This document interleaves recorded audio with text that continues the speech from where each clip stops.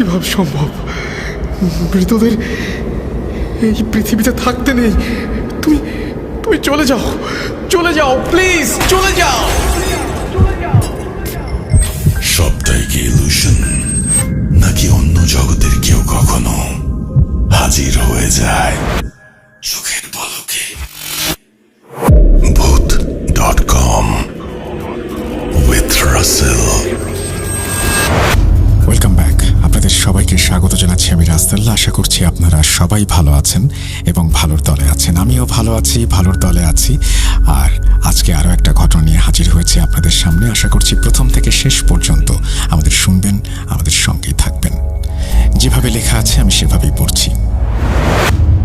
শিক্ষা জীবনের এক বাঁকে যশোরের প্রাচীন জনপদে আমার প্রথম পদার্পণ।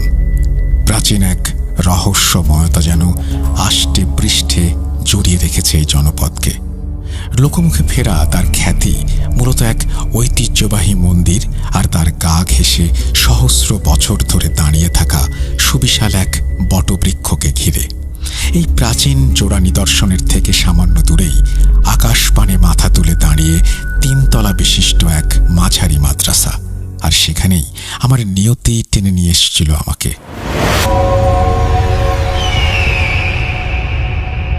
মাদ্রাসার বিশাল ফটক পেরিয়ে চৌকাঠের মাটিতে পা রাখার সঙ্গে সঙ্গেই মনে হলো যেন কোনো অশরীরী আত্মা আমার ওপর ভর করল। মাথার চুলগুলো অজান্তেই কেঁপে উঠল আর রোমকূপগুলো এক অজানা ভীতিতে খাড়া হয়ে গেল।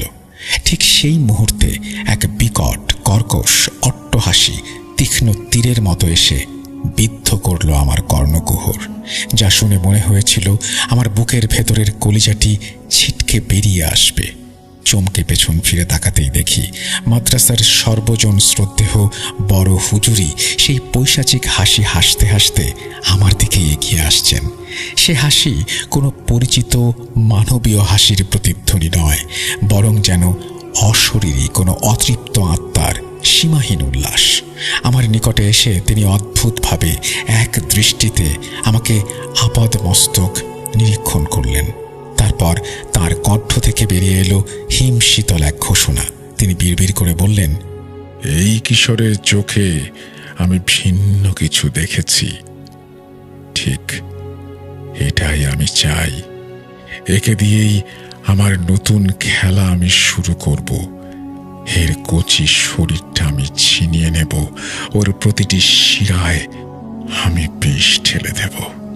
কথাগুলো শেষ না হতেই তার সবল আঙুলগুলো হিংস্র শকুনের মতো ছোঁ মেরে আমার মাথার চুল সজোরে মুঠি করে ধরল। আমি প্রায় হুমড়ি খেয়ে পড়ে যাচ্ছিলাম, অসহায় এক তৃণখণ্ডের মতো। কিন্তু সেই চরম মুহূর্তে আমার অবচেতন মন যেন খুঁজে নিল মুক্তির দিশা। আমার মুখ থেকে স্বতঃস্ফূর্তভাবে বেরিয়ে এলো পবিত্র কোরআনের বাণী, আউযু বিল্লাহি মিনাশ শাইতানির রাজিম। আশ্চর্যজনকভাবে আমার তিলাওয়াতের প্রতিটি ধ্বনি যেন অদৃশ্য তপ্ত শলাকার মতো আঘাত হানল বড় হুজুরের শরীরে। তিনি কয়েক পা পিছিয়ে থমকে দাঁড়ালেন। তার মুখে ফুটে উঠল তীব্র যন্ত্রণার জমাট বাঁধা ঘৃণার এক বিভৎস ছবি। তার রক্তাভ চোখ দুটো যেন জ্বলন্ত অঙ্গারের মতো দপদপ করতে লাগল। তিনি গর্জে উঠলেন, কিসের মন্ত্র পড়ছিস কিট? বন্ধ কর তোর এই বিরক্তিকর মন্ত্রপাঠ। তাঁর কষ বেয়ে গড়িয়ে পড়ছিল লালা। বিকট এক জান্তব চিৎকার করে উঠলেন তিনি। সেই চিৎকারে মাদ্রাসার নিস্তব্ধতা খান খান হয়ে গেল। উপস্থিত কয়েকজন সাহসী শিক্ষক ও ছাত্ররা মুহূর্তের মধ্যে হতবিহ্বলতা কাটিয়ে অসীম সাহসিকতায় তাকে জাপটে ধরে মাদ্রাসার ভেতরে একটি কক্ষে টেনে হিঁচড়ে নিয়ে গেলেন এবং কোনো মতে দরজাটা ভেতর থেকে বন্ধ করে দিলেন। কিন্তু বন্ধ দরজার ওপাশ থেকেও ভেসে আসছিল হুজুরের প্রচণ্ড ধস্তাধস্তি, আস্ফালন আর তার মুখ থেকে নির্গত অনর্গল বিভৎস গালিগালাজ, হুমকি ও পৈশাচিক গর্জন। সেই থেকে বড় হুজুরের ঘর যেন পরিণত হলো এক জীবন্ত বিভীষিকায়। সেখান থেকে ভেসে আসত নানা অদ্ভুত লোমহর্ষক শব্দ, কখনো কোনো বন্দি আত্মার করুণ কান্নার সুর, যা শুনলে বুকের ভেতরটা মোচড় দিয়ে উঠত। মনে হতো কেউ বুঝি মুক্তির জন্য আকুল হয়ে ছটফট করছে। কখনো বা হিংস্র প্রাণীদের ক্রুদ্ধ গর্জন যা রাতের নিস্তব্ধতাকে চিরে খান খান করে দিত। আবার কখনো গভীর রাতে ভেসে আসত দুর্বোধ্য ভাষায় মন্ত্রপাঠের ধ্বনি। হুজুরকে খাবার দেয়া হলে তিনি তা ঘৃণার সাথে ছুঁড়ে ফেলে দিতেন। দানবীয় এক উল্লাসে খাবারের বদলে তাজা রক্তপানের ইচ্ছা প্রকাশ করতেন। তার হাতের আঙুলগুলো শিকারী পাখির মতো বেঁকে গিয়েছিল। মনে হচ্ছিল তিনি ধীরে ধীরে মানুষ থেকে রূপান্তরিত হচ্ছেন এক ভয়াল শয়তানে। মাদ্রাসার বিজ্ঞ শিক্ষকেরা সকলেই দিশেহারা, কিংকর্তব্য বিমূঢ় হয়ে পড়লেন।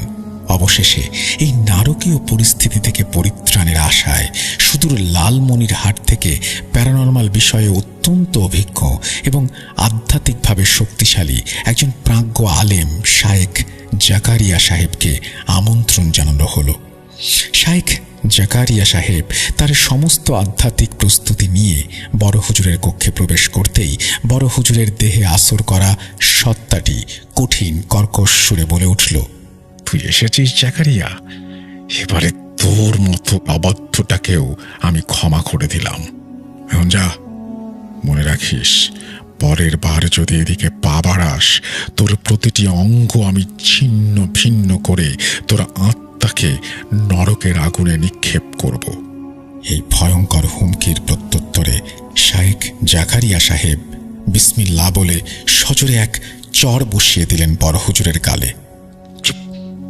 একদম চুপ।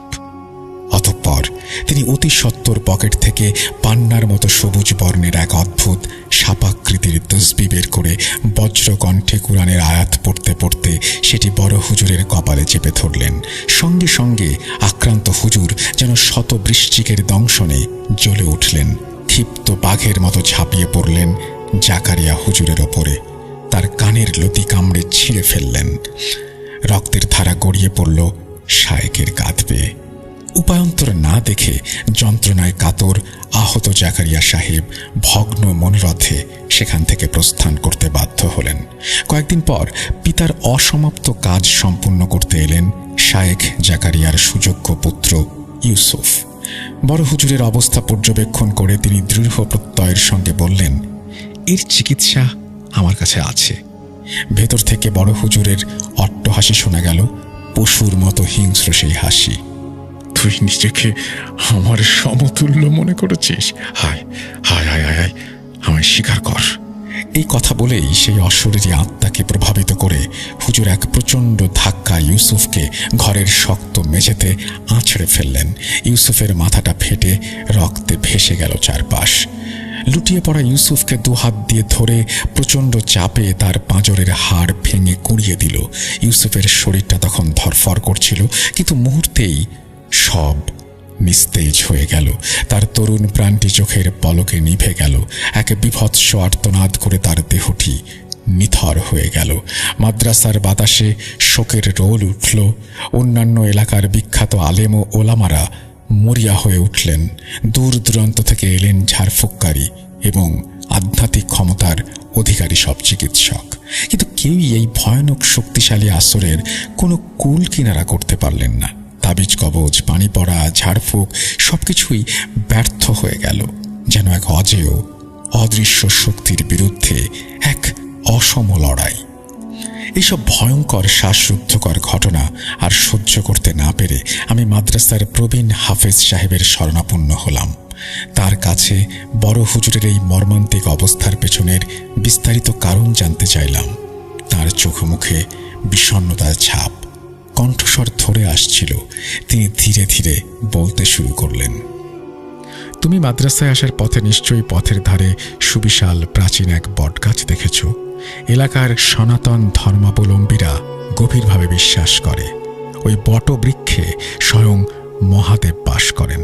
শুধু তাই নয়, অনেক মুসলমানও ওই গাছটিকে অলৌকিক শক্তিসম্পন্ন জাগ্রত পীরের আস্তানা মনে করত। কারণ জনশ্রুতি আছে, গাছটিকে যে কোনো ভোগ দিলে বা মানত করলে সে তৎক্ষণাৎ অলৌকিকভাবে তা গ্রহণ করত।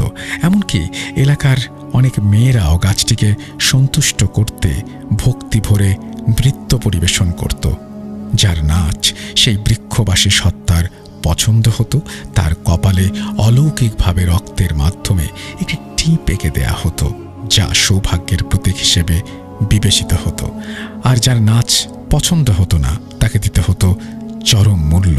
নিজের হাত কেটে 10 ফোঁটা রক্ত সেই বৃক্ষতলে নিবেদন করতে হতো। যার উপরে বৃক্ষবাসী সত্তা সন্তুষ্ট হতো, তাকে এলাকায় অত্যন্ত সম্মানীয় এবং গুরুত্বপূর্ণ ব্যক্তি হিসেবে গণ্য করা হতো। গাছটির প্রতি তাদের বিশ্বাস এতটাই গভীর ছিল যে অনেক সনাতন পণ্ডিত জোর গলায় বলতেন, এই নশ্বর পার্থিব জীবনে যদি তোমার ভগবানকে চোখে দেখা না হয়, তবে এই গাছটিকে দেখো, এটিই ভগবানের জীবন্ত জ্বলন্ত এক প্রমাণ। তারা তাদের বিশ্বাসের দৃঢ়তা প্রমাণ করতে আরও বলতো, দুনিয়ায় কোনো মানবীয় এবং দানবীয় শক্তি একসাথে মিললেও ওই গাছটিকে বিন্দু পরিমাণ কিছু করতে পারবে না, কোনো ক্ষতি করতে পারবে না। গাছটি কাটা তো দূরের কথা, অতীতে নাকি কিছু অতি উৎসাহী লোক ওই গাছ কাটার চেষ্টা করেছিল।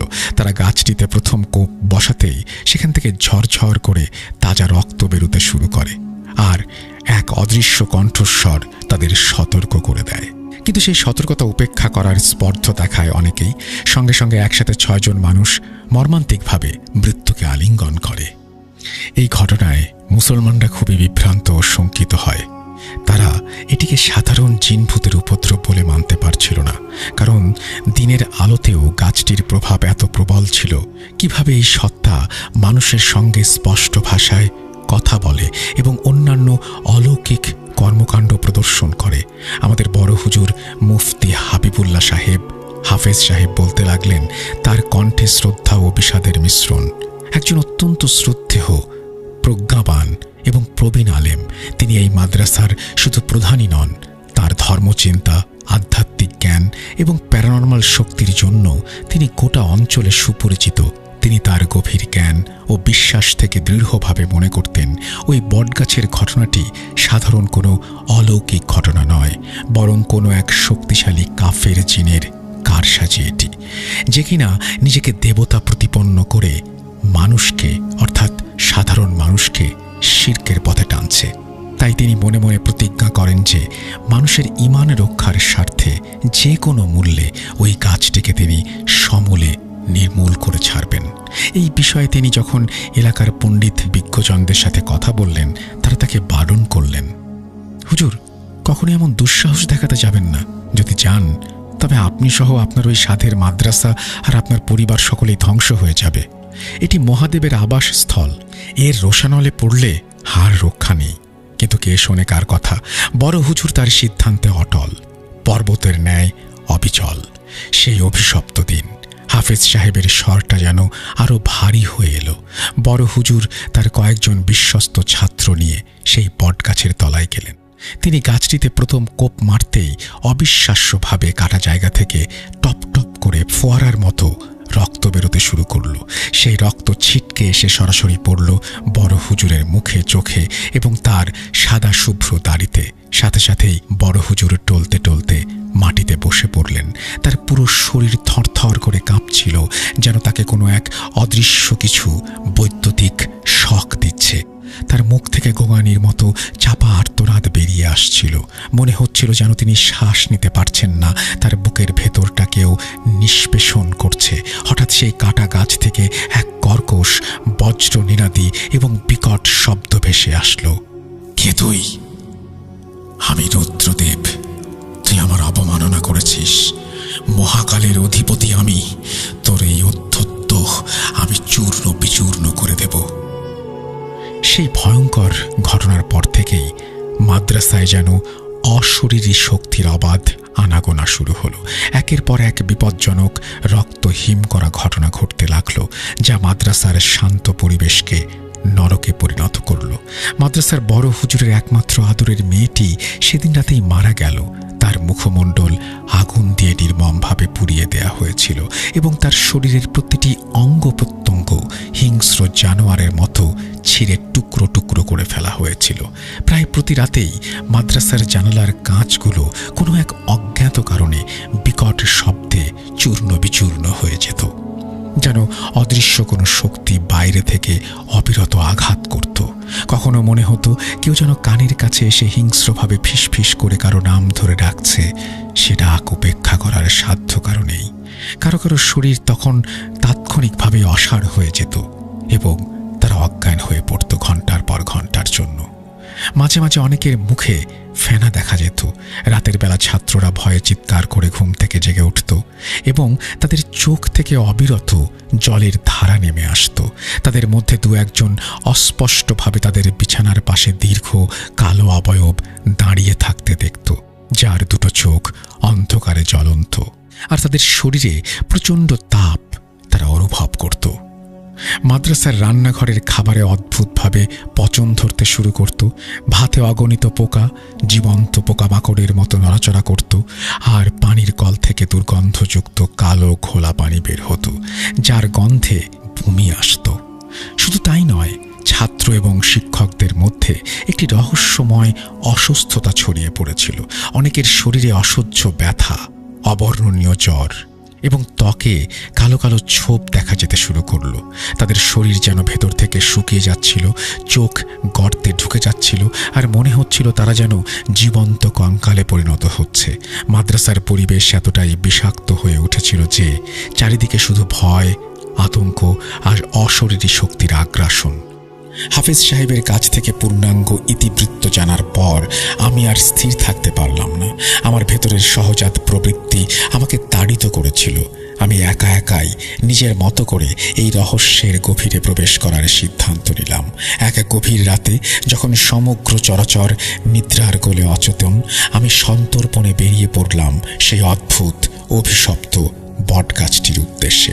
প্রতিবারই গাছটির কাছাকাছি যেতেই আমার মাথার চুল কেঁপে উঠছিল। এ যেন এক আসন্ন ভয়াবহ বিপদের সতর্কবার্তা। গাছের কাছাকাছি যেতেই বাতাসের মধ্যে সেই পচা মিশমিশে রক্তের গন্ধটা আরও তীব্র, আরও অসহনীয় হয়ে উঠছিল। আমি চোখ বন্ধ করে আমার সমস্ত মনোযোগ কেন্দ্রীভূত করে গাছের রহস্য ভেদ করার চেষ্টা করলাম। যা জানতে পারলাম, আমার রক্ত জমিয়ে দেওয়ার জন্য তা যথেষ্ট ছিল। এই গাছ শুধু প্রাচীন নয়, এটি অতি প্রাচীন। এর শিকড় যেন অজগরের মতো মাটির গভীরে বহুদূর পর্যন্ত বিস্তৃত এক বিশাল জাল বিস্তার করে রেখেছে, এবং এটি আসলেই রৌদ্রদেব নামের এক অতি শক্তিশালী প্রাচীন শক্তির অন্যতম প্রধান উৎস। বহু বছর ধরে অগণিত নরবলি এবং রক্তপাতের মাধ্যমে রৌদ্রদেব তার শক্তি সঞ্চয় করেছে, নিজেকে অপ্রতিরোধ করে গড়ে তুলেছে। আমি আমার মানুষ চক্ষে অতীতে ঘটে যাওয়া কিছু বিভৎস ঘটনার অস্পষ্ট ছায়াচিত্র দেখতে পেলাম। বলিদান, উন্মত্ত নৃত্য, তাজা রক্তের স্রোত। কিন্তু রৌদ্রদেবের দুর্বলতা সম্পর্কে কিছুই আঁচ করতে না পেরে আমি মারিদ জিনকে স্মরণ করলাম। তিনি আমার আহ্বানে প্রকট হতেই আমি তাকে সসম্ভ্রমে জিজ্ঞেস করলাম, এই রৌদ্রদেব সম্পর্কে আপনি যা যা জানেন অনুগ্রহ করে তা আমাকে সবিস্তারে বলুন। তিনি গম্ভীর মুখে বললেন, রৌদ্রদেব হল শক্তিশালী ইফরিত জিনের বংশের এক অগ্রজ সদস্য। তার বড় ভাই বললেও ভুল হবে না। সে এতটাই ক্ষমতাধর এবং অহংকারী যে নিজেকে দেবতা বা প্রভু বলে দাবি করে। এই এলাকার সকল জিনেরা তাকে ভক্তি ভরে পূজা করে এবং মানুষেরাও মন্দিরে তাদের আরাধ্য দেবতার পূজা করার আগে এই গাছটিকে পূজা করে তবেই মন্দিরে প্রবেশ করে। দুঃখের বিষয়, আমার সুবিশাল গ্রন্থাগারেও এমন কোনো গ্রন্থ নেই যেখানে তার দুর্বলতা সম্পর্কে কোনো সুস্পষ্ট তথ্য পাওয়া যেতে পারে। মারিদ জিন বিদায় নিতেই আমার সমগ্র শরীর এক অজানা আতঙ্কে কেঁপে উঠল। তাকিয়ে দেখি বটগাছটির প্রতিটি ডালপালা থেকে যেন শত শত অগ্নিদগ্ধ রক্ত লাল চোখ ভয়ঙ্কর প্রতিহিংসা পরায়ণ দৃষ্টিতে আমার দিকে তাকিয়ে আছে। আমি দ্রুত চোখ বন্ধ করে আমার পরম প্রিয় আত্মরক্ষার অব্যর্থ কবচ সূরা ইখলাস পড়তে শুরু করলাম। তখন সেই অসংখ্য অগ্নিদগ্ধ চোখগুলো সম্মিলিতভাবে কর্কশ স্বরে একসাথে আমাকে তিরস্কার করে উঠল।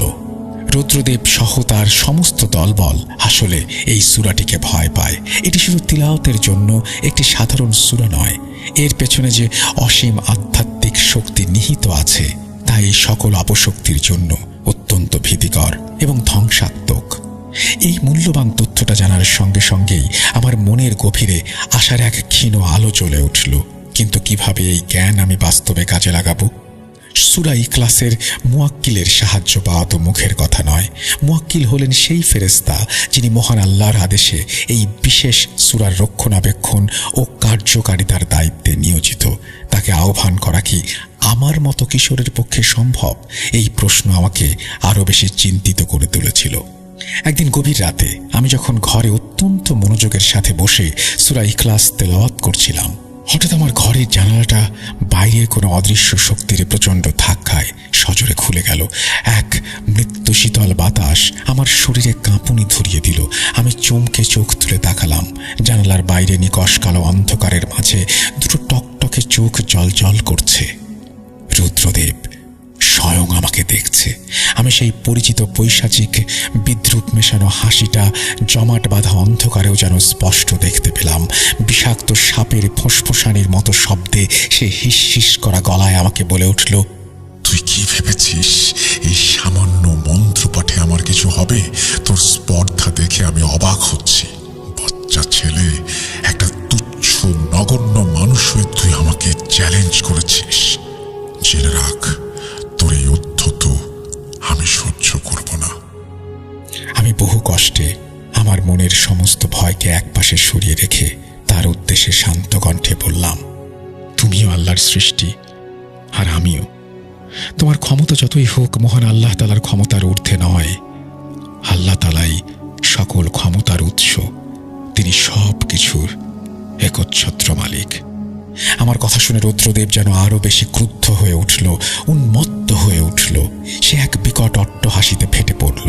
সে গর্জে উঠল এবং আমাকে তিরস্কার করতে শুরু করলো। আমি স্পষ্ট বুঝতে পারলাম রুদ্রদেব আমাকে ছাড়বে না।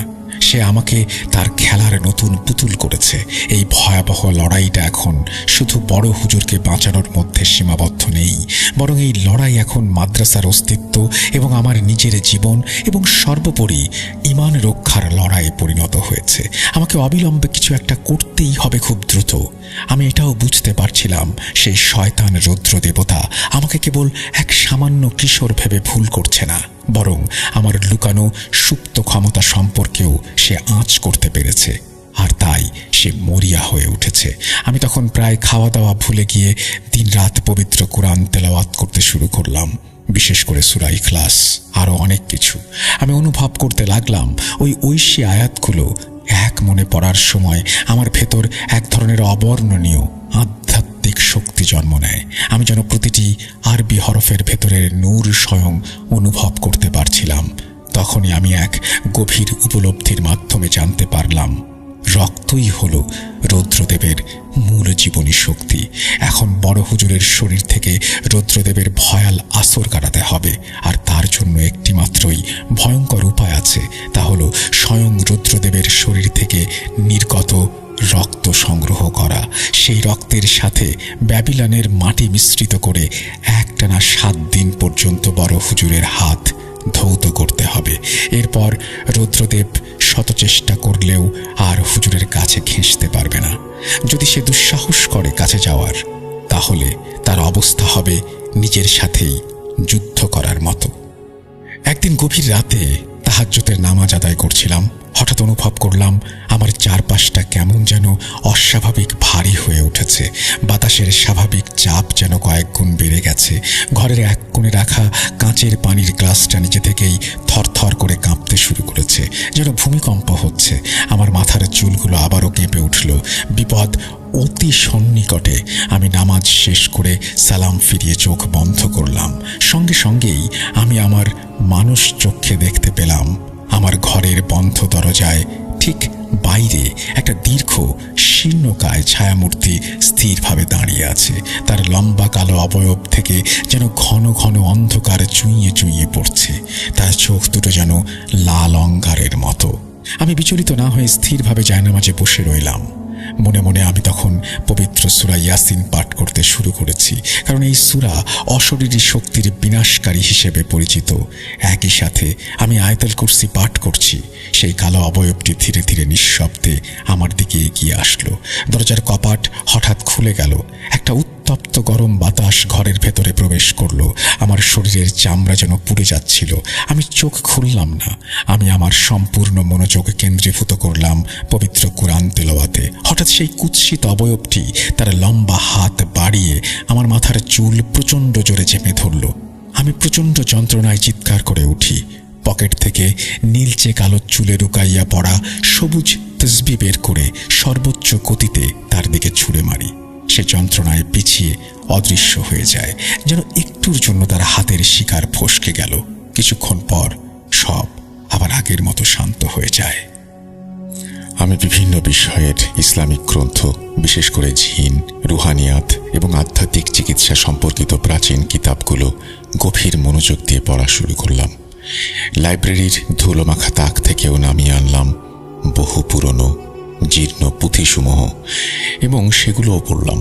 অবশেষে আমি জানতে পারলাম মুয়াক্কিল বা কোনো বিশেষ সূরার দায়িত্বে নিয়োজিত ফেরেশতার সাহায্য পাওয়ার জন্য কেবল তেলাওয়াতই যথেষ্ট নয়, এর জন্য প্রয়োজন গভীর আধ্যাত্মিক সাধনা, পূর্ণাঙ্গ একনিষ্ঠ ইবাদত, চারিত্রিক পবিত্রতা এবং আল্লাহর প্রতি অটল শর্তহীন বিশ্বাস। এদিকে বড় হুজুরের শারীরিক ও মানসিক অবস্থা দিনের পর দিন আরো খারাপের দিকে যাচ্ছিল। তার শরীর শুকিয়ে শীর্ণকায় জীর্ণ শীর্ণ হয়ে যাচ্ছিলেন তিনি, যেন তার ভেতরের সমস্ত জীবনী শক্তিকেও শুষে নিচ্ছে। মাঝে মাঝে তিনি ক্ষণিকের জন্য জ্ঞান ফিরে পেতেন, তখন ছোট শিশুর মতো হাউমাউ করে কাঁদতেন। নিজের এই অসহায় অবস্থার জন্য আফসোস করতেন, এই বন্দিদশা থেকে মুক্তির জন্য আকুলভাবে আকুতি জানাতেন। কিন্তু পরক্ষণেই রুদ্রদেব আবার তার উপর পুরোপুরি নিয়ন্ত্রণ কায়েম করে নিত। তার চোখ আবার সেই পরিচিত রক্ত লাল বর্ণ ধারণ করত, তার শরীর কুঁকড়ে ধনুকের মতো বেঁকে যেত, আর মুখ দিয়ে ক্রমাগত গোঙানির মতো এক বিকট শব্দ বের হতো। মাদ্রাসার শিক্ষকেরা প্রায় হাল ছেড়ে দিয়েছিলেন। তারা বড় হুজুরকে অন্য কোনো চিকিৎসকের কাছে নিয়ে যাওয়ার কথা ভাবছেন, কিন্তু কেউই নিশ্চিত নন যে তাতেও বিন্দুমাত্র সমাধান হবে, কারণ ইতোমধ্যেই বহু অভিজ্ঞ আলেম এবং কবিরাজ তাদের সর্বোচ্চ চেষ্টা করেও ব্যর্থ হয়েছেন। আমি দিব্য চোখে দেখতে পাচ্ছিলাম বড় হুজুর হয়তো আর বেশি দিন এই অসহনীয় দৈহিক ও মানসিক ধকল সহ্য করতে পারবেন না। একদিন আমি খবর পেলাম আগামী অমাবস্যার ঘোর কৃষ্ণপক্ষের রাতে মন্দিরের প্রধান পুরোহিত সেই বট গাছের নিচে এক বিশেষ পূজা ও বলিদান উৎসবের আয়োজন করেছে। এই বিশেষ পূজার মাধ্যমে রুদ্রদেব তার শয়তানি শক্তি আরো বহুগুণ বৃদ্ধি করবে। আমার ষষ্ঠ ইন্দ্রিয় সজাগ হয়ে উঠল। আমার মনে হলো এটাই আমার জন্য এক সুবর্ণ সুযোগ। এই অমাবস্যার রাতেই আমাকে আমার চূড়ান্ত চাল চালতে হবে। পুরোহিত যখন রুদ্রদেবের তুষ্টির জন্য পূজা ও আহুতিতে মগ্ন থাকবে, তখন হয়তো তার মূল শক্তি অন্যদিকে প্রবাহিত হবে, যা আমার জন্য বটগাছের গভীরে প্রবেশ করার এবং রুদ্রদেবকে দুর্বল করার এক অভাবনীয় সুযোগ। আমি সন্তর্পণে আমার পরিকল্পনা সাজাতে লাগলাম। আমার এই অভিযানে সফল হওয়ার জন্য প্রয়োজন হবে পূর্ণাঙ্গ মনোযোগ, অসীম সাহস, ঠান্ডা মাথা আর আমার সমস্ত বিশেষ ক্ষমতা এবং আধ্যাত্মিক জ্ঞানের সঠিক ও সময় উপযোগী প্রয়োগ। আমি খুব ভালো করেই জানতাম এটা এক ভয়ঙ্কর জীবন মরণ ঝুঁকি। আমার পরিকল্পনায় সামান্যতম ভুল হলেও আমার নিজের জীবন বিপন্ন হতে পারে। রুদ্রদেব আমাকে হয়তো হত্যা করে ফেলবে, অথবা তার চেয়েও ভয়াবহ আমার উপর ভর করবে, যেমনটা সে চেয়েছিল। কিন্তু আমার ভেতর থেকে এক অচেনা দৃঢ় কণ্ঠস্বর আমাকে বারবার বলছিল, ভয় পেও না আয়মান, তুমি একা নও, মহান আল্লাহ তোমার সঙ্গে আছেন। অমাবস্যার আগের দিন আমি সারাদিন রোজা রাখলাম। ইফতারের পর আমি দীর্ঘক্ষণ ধরে নফল নামাজ আদায় করলাম। দুই চোখে অশ্রু নিয়ে মহান আল্লাহর দরবারে কায়মনোবাক্যে সাহায্য প্রার্থনা করলাম। তারপর আমি আমার নিজের ঘরে বসে গভীর ধ্যানে মগ্ন হলাম। আমি আমার চোখের বিশেষ ক্ষমতা ব্যবহার করে সেই অভিশপ্ত বটগাছের চারপাশে অদৃশ্য প্রতিরক্ষা ব্যবস্থা পুঙ্খানুপুঙ্খভাবে পর্যবেক্ষণ করতে লাগলাম। আমি আমার মনশ্চক্ষে স্পষ্ট দেখতে পেলাম গাছটিকে দুর্ভেদ্য প্রাচীরের মতো ঘিরে রেখেছে অসংখ্য বিবস্ত্র কুৎসিত বিভৎস দর্শন জিন। তারা যেন অতন্দ্র প্রহরীর মতো অতন্দ্র পাহারায় রত। তারা সংখ্যায় এত বেশি যে তাদের ভেদ করে গাছের কাছে পৌঁছানোই প্রায় অসম্ভব, এক কঠিন কাজে। গাছের ওপরের দিকে মোটা মোটা ডালপালাগুলোতে আমি আরো কিছু শক্তিশালী ভয়ঙ্কর সত্তার গাঢ় উপস্থিতি অনুভব করলাম, যাদের শক্তি আমার চেয়ে বহুগুণ বেশি। সেই রাতে আমি এক অদ্ভুত প্রশান্তিদায়ক স্বপ্ন দেখলাম। স্বপ্নে যেন পা রাখলাম নূরের ভুবনে, যেখানে অপার্থিব আলো আর স্বর্গীয় সুবাস মনকে আবিষ্ট করল। ভয় আর উদ্বেগের ঘনঘটা মুহূর্তে মিলিয়ে গেল এক জ্যোতির্ময় সত্তার স্পর্শে। সেই নূরের জ্যোতিতে আমার চোখ ধাঁধিয়ে গেল, তার স্নেহমাখা কণ্ঠ যেন অমৃত বর্ষণ করল। ভয় পেও না বৎস, সত্যের পথে অবিচল বিশ্বাস রেখো, জয় সুনিশ্চিত। আমার হৃদয়ে কথাগুলো গেঁথে গেল। আমি নতুন উদ্যমে দ্বিগুণ মানসিক শক্তি নিয়ে তৈরি হলাম সেই ভয়ঙ্কর রাতের জন্য। আমি মনোপ্রাণে বিশ্বাস করতাম মহান আল্লাহ আমাকে এই কঠিন পরীক্ষায় কখনোই একা ছাড়বেন না। অবশেষে এলো সেই বহু প্রতীক্ষিত অমাবস্যার রাত। নিকষ কালো আঁধারে চারিদিক স্তব্ধ, প্রকৃতি গভীর ঘুমে মগ্ন, আকাশে তারার ক্ষীণতম আলো অনুপস্থিত। ঘোর অন্ধকার, অশরীরী আত্মা যেন চারিদিকে অবাধে চলাফেরা করছে। মাদ্রাসার সকলেই যখন রাতের আহার শেষে গভীর ঘুমে আচ্ছন্ন, আমি তখন নিঃশব্দে আমার ঘর থেকে বের হলাম। আমার পরনে ছিল মাদ্রাসার ছাত্রদের জন্য নির্ধারিত সাধারণ পায়জামা পাঞ্জাবি। আমি ধীর পায়ে এগিয়ে চললাম সেই অভিশপ্ত ছায়াময় বটগাছটির দিকে। যতই আমি বটগাছটার কাছাকাছি যাচ্ছিলাম, ততই আমার চুলের কম্পন তীব্র থেকে তীব্রতর হচ্ছিল। চারপাশের বাতাসের চাপও যেন কয়েক গুণ বেড়ে যাচ্ছিল। আমার শ্বাস নিতে রীতিমতো কষ্ট হচ্ছিল। সেই পরিচিত পচা রক্তের গন্ধটা এখন আরো তীব্রতর, যা নাকে লাগতেই বমি আসছিল। আমার ষষ্ঠ ইন্দ্রিয় দিয়ে স্পষ্ট অনুভব করতে পারছিলাম আমার চারপাশে অসংখ্য অশরীরী হিংস্র সত্তার উপস্থিতি। তারা যেন কানের কাছে এসে অশুভ মন্ত্রে ফিসফিস করে কথা বলছে, আমাকে ভয় দেখানোর নানান কৌশল করছে। আমার কানে বাঁধছে বিভৎস সব অশরীরী শব্দ, যা কোনো মানুষের পক্ষে সহ্য করা কঠিন। গাছটার কাছাকাছি পৌঁছাতেই অতর্কিতে আমার পথ আটকে দাঁড়ালো কয়েকজন প্রহরী জিন। তারা দেখতে অত্যন্ত কুৎসিত, বামন আকৃতির। তাদের চোখগুলো বেড়ালের চোখের মতো সবুজ আর দাঁতগুলো ধারালো। তারা হিংস্রভাবে হিস হিস করতে লাগলো। তাদের শরীর থেকে বিষাক্ত পচা ডিমের মতো গন্ধ বের হচ্ছিল।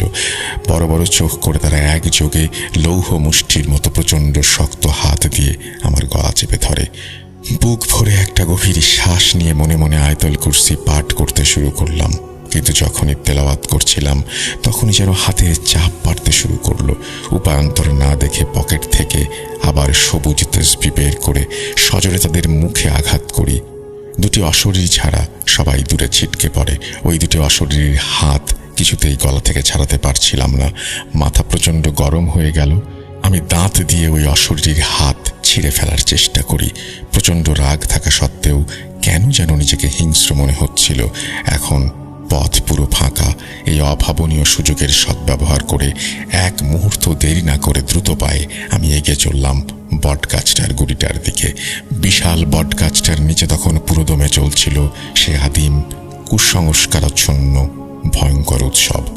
মন্দিরের প্রধান পুরোহিত, যার পরনে ছিল রক্তলাল রঙের রেশমি কাপড়, সে একটা বিশাল আগুনের কুণ্ডুলির সামনে চোখ বন্ধ করে বসে দুর্বোধ্য ভাষায় মন্ত্রপাঠ করছিল।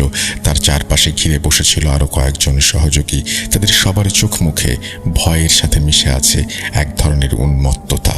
এক কালো ছাগলকে রৌদ্রদেবের উদ্দেশ্যে বলিদানের জন্য প্রস্তুত করে রাখা হয়েছিল।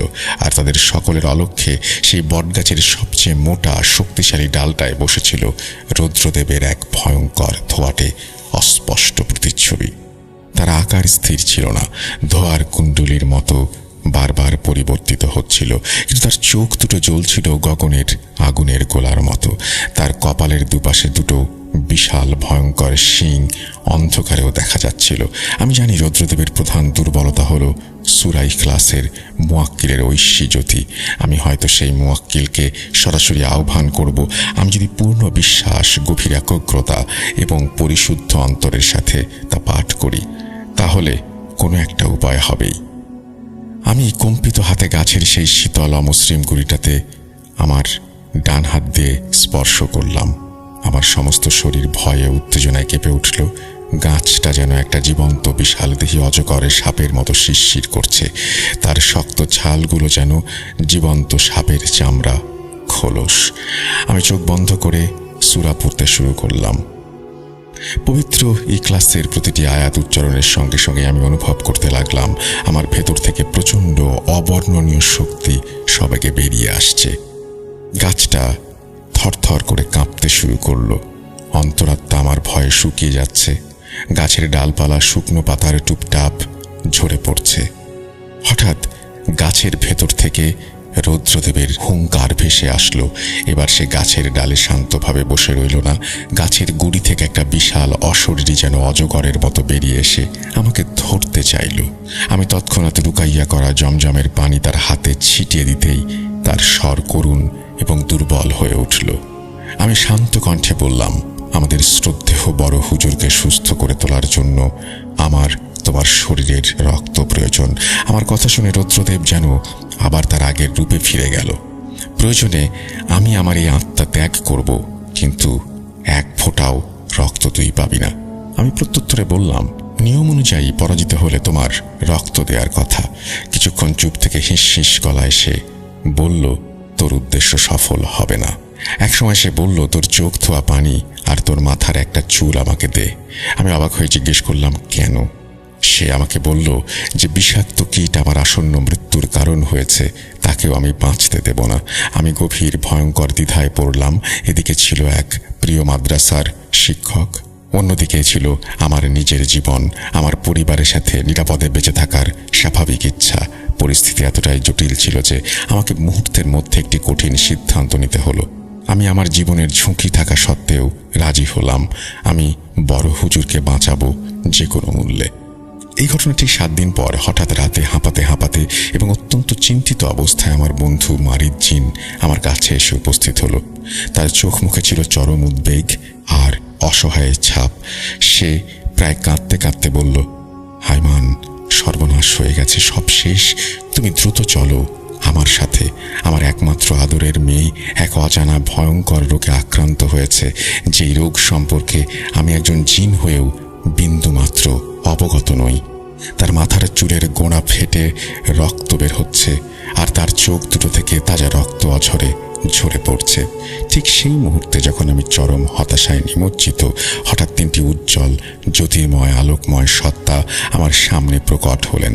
তাদের শরীর থেকে এমন তীব্র নূর বিচ্ছুরিত হচ্ছিল যে আমার চোখ ধাঁধিয়ে যাচ্ছিল। তারা সৌম্য কণ্ঠে আমার উদ্দেশ্যে বললেন, হে আল্লাহর অনুগত বান্দা, তোমার একনিষ্ঠতা, তোমার ত্যাগ এবং তোমার গভীর ঈমানে আমরা সন্তুষ্ট। এরপর তাদের মধ্যে একজন বললেন, আমার নাম আব্দুল ওয়াহেদ। তুমি এই মুহূর্তে যেই হালাল খাদ্যই খেতে চাইবে, আমি আল্লাহর হুকুমে তা এনে দেব। অন্যজন বললেন আরো অনেক কথা। আমি বললাম, অনুগ্রহ করে আমাকে দ্রুত বলুন, আমার বন্ধু মারিদ জিনের কন্যার কি হয়েছে, কেন সেই রকম ভয়ঙ্কর রোগে আক্রান্ত হয়েছে। তিনি গম্ভীর স্বরে বললেন, শোনো আয়মান, আসল ঘটনা হলো বিগত 7 দিন পর্যন্ত তুমি তোমার নিজের চোখ ধোয়া পানি এবং মাথার চুল সেই শয়তানের রৌদ্রদেবের হাতে সমর্পণ করেছিলে। সে প্রতিদিন তোমার দেয়া সেই জিনিসগুলো নিয়ে এক অন্ধকারাচ্ছন্ন গোপন জায়গায় লুকিয়ে রাখত এবং সেগুলোর উপরে কালো জাদু করত। তুমি ধীরে ধীরে মৃত্যুর কোলে ঢলে পড়ো। আর এদিকে তোমার প্রতি অগাধ ভালোবাসা বশত মারিদের কন্যা প্রতিদিন গোপনে রৌদ্রদেবকে পর্যবেক্ষণ করত আর অগোচরে তোমার রেখে যাওয়া চুল এবং চোখ ধোয়া পানির জায়গায় নিজের চুল এবং চোখ ধোয়া পানি রেখে যেত পরম মমতায়। আর এই কারণেই সে ধীরে ধীরে সেই কালো জাদুতে আক্রান্ত হয়। আমি চরম উত্তেজিত এবং উদ্বিগ্ন হয়ে বললাম, আমি কিভাবে তাকে এই ভয়ঙ্কর অবস্থা থেকে রক্ষা করব? আমাকে দ্রুত উপায় বলুন। তিনি শান্ত কণ্ঠে বললেন, তাকে এই অবস্থা থেকে বাঁচানো খুব কঠিন, প্রায় অসম্ভব। কিন্তু তুমি যদি চাও তাহলে আমরা এই 3 জন একসাথে মিলে আল্লাহর ইচ্ছায় আরেকবার চেষ্টা করতে পারি। আমি রাজি হলাম। তারা 3 জন একসাথে অত্যন্ত সুমধুর স্বর্গীয় কণ্ঠে সূরা পড়তে শুরু করলো। মারিদ কন্যার চোখে এবং মাথায় আলতো করে হাত বোলাতেই এক অভাবনীয় ঘটনা ঘটল। মারিদ কন্যা ধীরে ধীরে চোখ মেলল, তার রক্তক্ষরণ বন্ধ হয়ে গেল এবং সে সম্পূর্ণরূপে সুস্থ হয়ে গেল। সেই অভিশপ্ত বিশাল বটগাছটা হঠাৎ এক বিকট কান ফাটানো শব্দে মড়মড় করে ঠিক মাঝখান থেকে দুভাগ হয়ে গেল, যেন গাছের ভেতর থেকে কোনো শক্তিশালী বোমা ফেটে বেরিয়ে এসেছে। পরদিন সকালে মাদ্রাসায় এবং আশেপাশের গ্রামগুলোতে এক তুমুল হইচই পড়ে গেল। বাতাসের আগে খবর ছড়িয়ে পড়ল যে গত রাতের আঁধারে এলাকার সেই 5 শতাব্দী প্রাচীন রহস্যময় বটগাছটি কোনো এক অজ্ঞাত কারণে বিকট শব্দে ভেঙে দুভাগ হয়ে গেছে। গাছের যে অংশে একসময় হুজুর কোপ মেরেছিল এবং যেখান থেকে রক্ত ঝরছিল, সেখানে এখন শুধু শুকনো প্রাণহীন কাঠ, কোনো রক্তের চিহ্ন মাত্র নেই। আর আমাদের বড় হুজুর আল্লাহর অশেষ রহমতে সম্পূর্ণ সুস্থ এবং স্বাভাবিক হয়ে ওঠেন। সেদিন সকালে ফজরের নামাজের সময় তিনি নিজেই হেঁটে মসজিদে আসেন। তার চেহারায় দীর্ঘদিনের অসুস্থতার কোনো প্রকার মলিন ছাপ নেই। তার মুখমণ্ডল দেখা যাচ্ছিল অত্যন্ত সতেজ। বড় হুজুর সম্পূর্ণরূপে সুস্থ হওয়ার পর মাদ্রাসার পরিচালনার দায়িত্ব পুনরায় নিজের কাঁধে তুলে নেন। কয়েকদিন পর একদিন দুপুরে তিনি আমাকে তার খাস কামরায় ডেকে পাঠান। আমি কিছুটা শঙ্কিত মনেই হাজির হই। বড় হুজুর আমার দিকে কিছুক্ষণ স্থির অন্তর্ভীতি দৃষ্টিতে তাকিয়ে রইলেন। তার চোখে ছিল এক ধরনের গভীর স্নেহমাখা অভিব্যক্তি।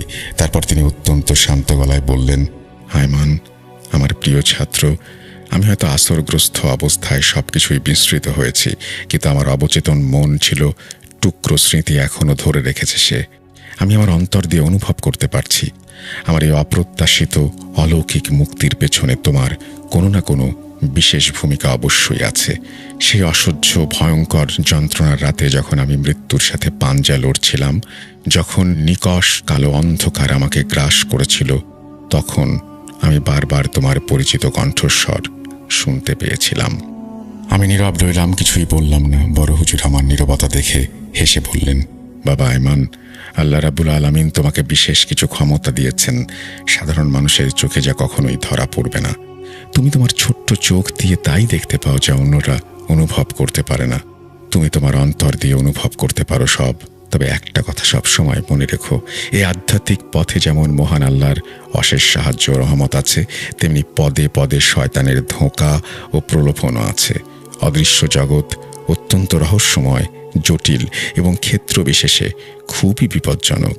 তাই সবসময় সতর্ক থেকো, আল্লাহর উপরে ভরসা রেখো, কখনো সত্যের পথ থেকে বিচ্যুত হয়েও না।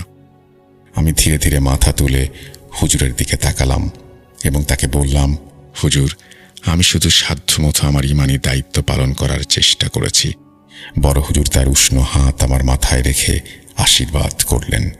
আল্লাহ তোমার মঙ্গল করুন। তার কক্ষ থেকে বেরিয়ে আসার সময় আমার মনে হলো এলাকার বিষণ্ণ আকাশ থেকে যেন বহুদিনের জমে থাকা কালো অশুভ মেঘের ঘন ছায়া চিরতরে বিদায় নিল। তো এই ছিল ঘটনা। আশা করছি এই ঘটনাটি আপনাদের ভালো লেগেছে। এর আগেও ওনার ঘটনা আপনারা শুনেছেন, মারিদ কন্যা। আজকে আমরা দ্বিতীয় ঘটনা শুনলাম। যদি এতটুকু আপনাদের আনন্দ দিতে পারি তাহলে নিজেদেরকে ধন্য মনে করব। আমি এই ঘটনার সম্পর্কে বিস্তারিতভাবে কোনো তথ্য হয়তো আপনাদের দিতে পারবো না। এই ঘটনার যে কোনো প্রশ্ন, এই ঘটনা শোনার পরের যে কোনো প্রসঙ্গে কথা বলতে চাইলে আপনারা কমেন্ট সেকশনে কথা বলতে পারেন। আমরা চেষ্টা করব আয়মানের মাধ্যমে আপনাদের সেই প্রশ্নের উত্তর দিতে। চলুন আমরা চলে যাই আমাদের পরের ঘটনায়।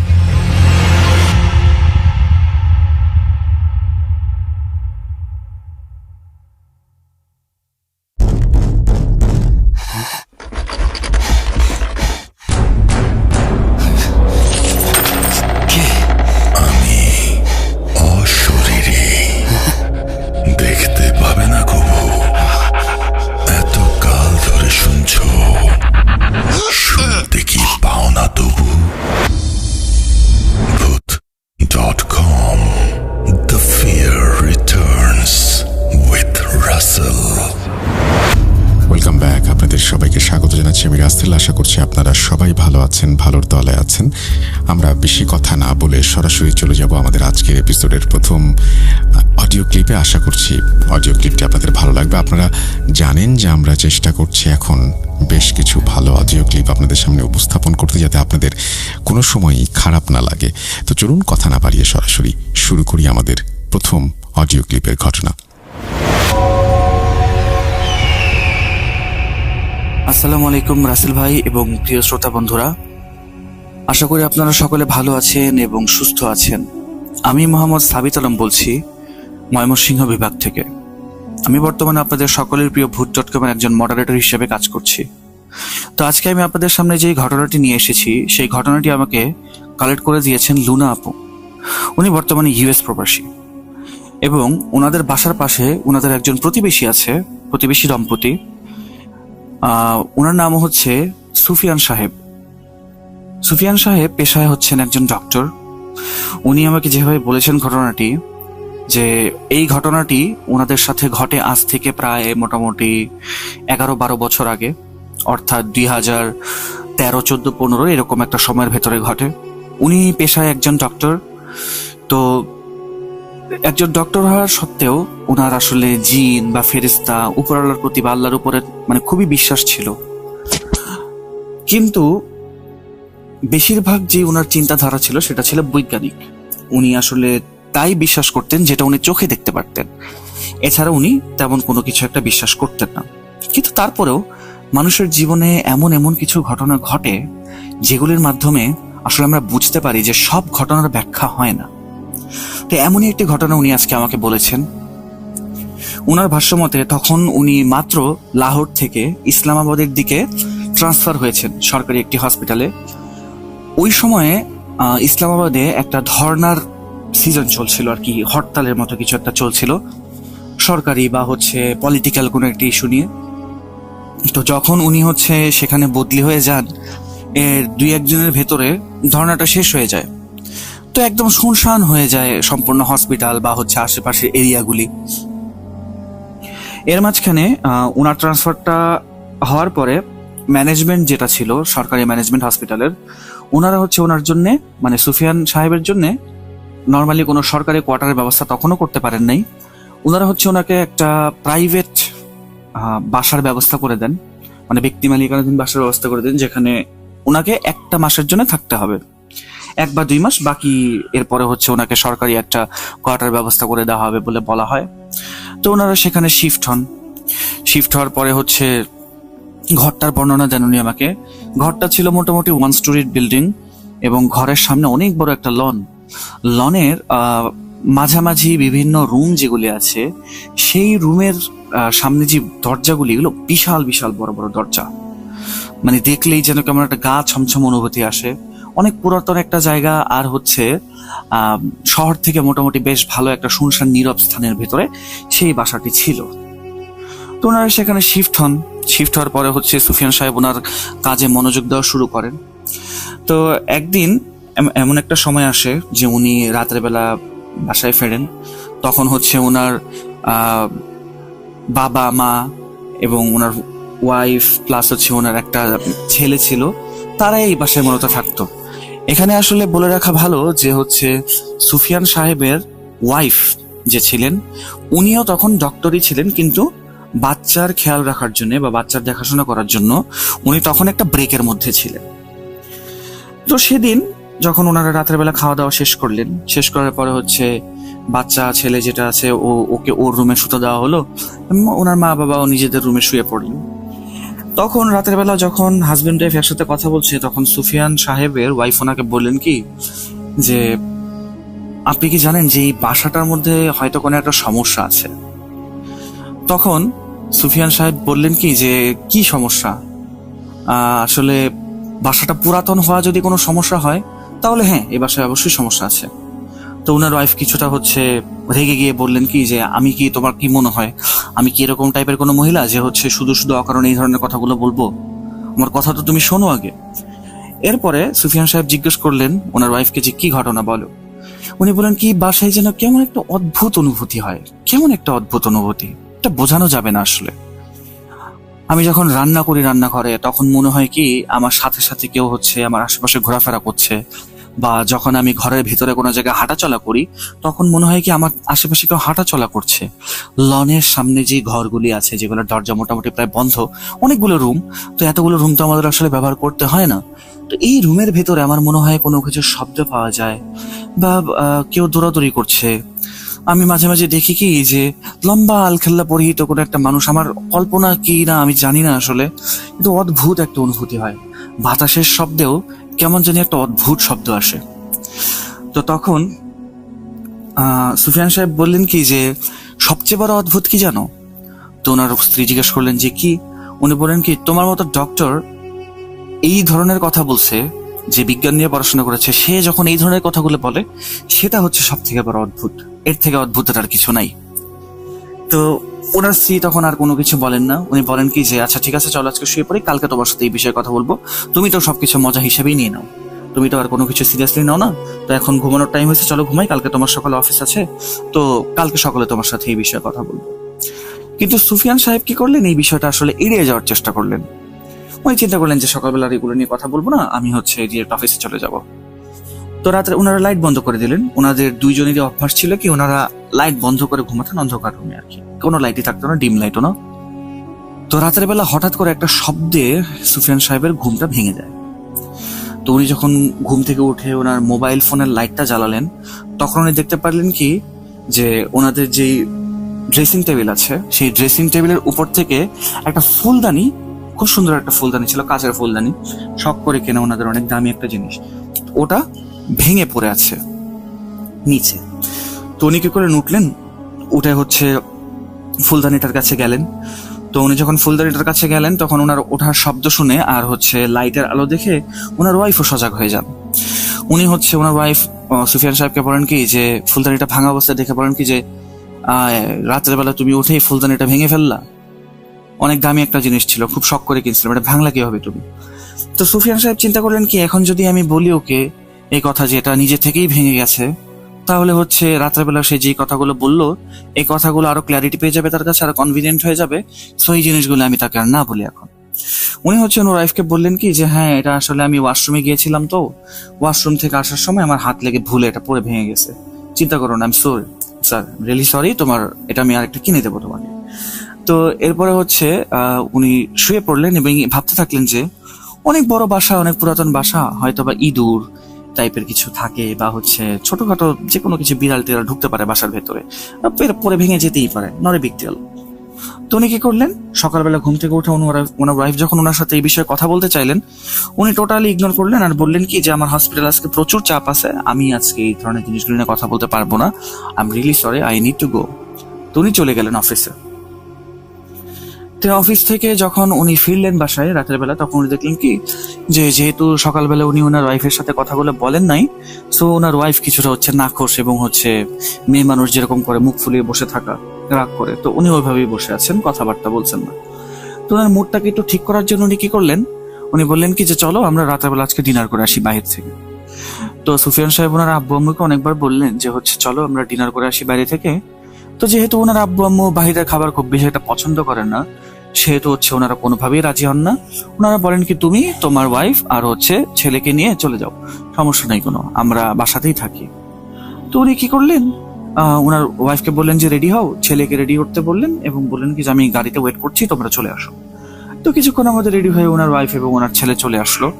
ওনারা বাইরে গিয়ে ডিনার টিনার সবকিছু করে আসলেন বাসায়। তো বাসায় আসার পরে উনি যখন হচ্ছে বাহির থেকে ঘরের চাবি দিয়ে দরজাটা খোলার চেষ্টা করলেন, রুম মানে ডোরটা, তো উনি দেখলেন কি ভেতর থেকে দরজাটা লক করা, মানে ভেতর থেকে সিটকে নিয়ে লাগানো।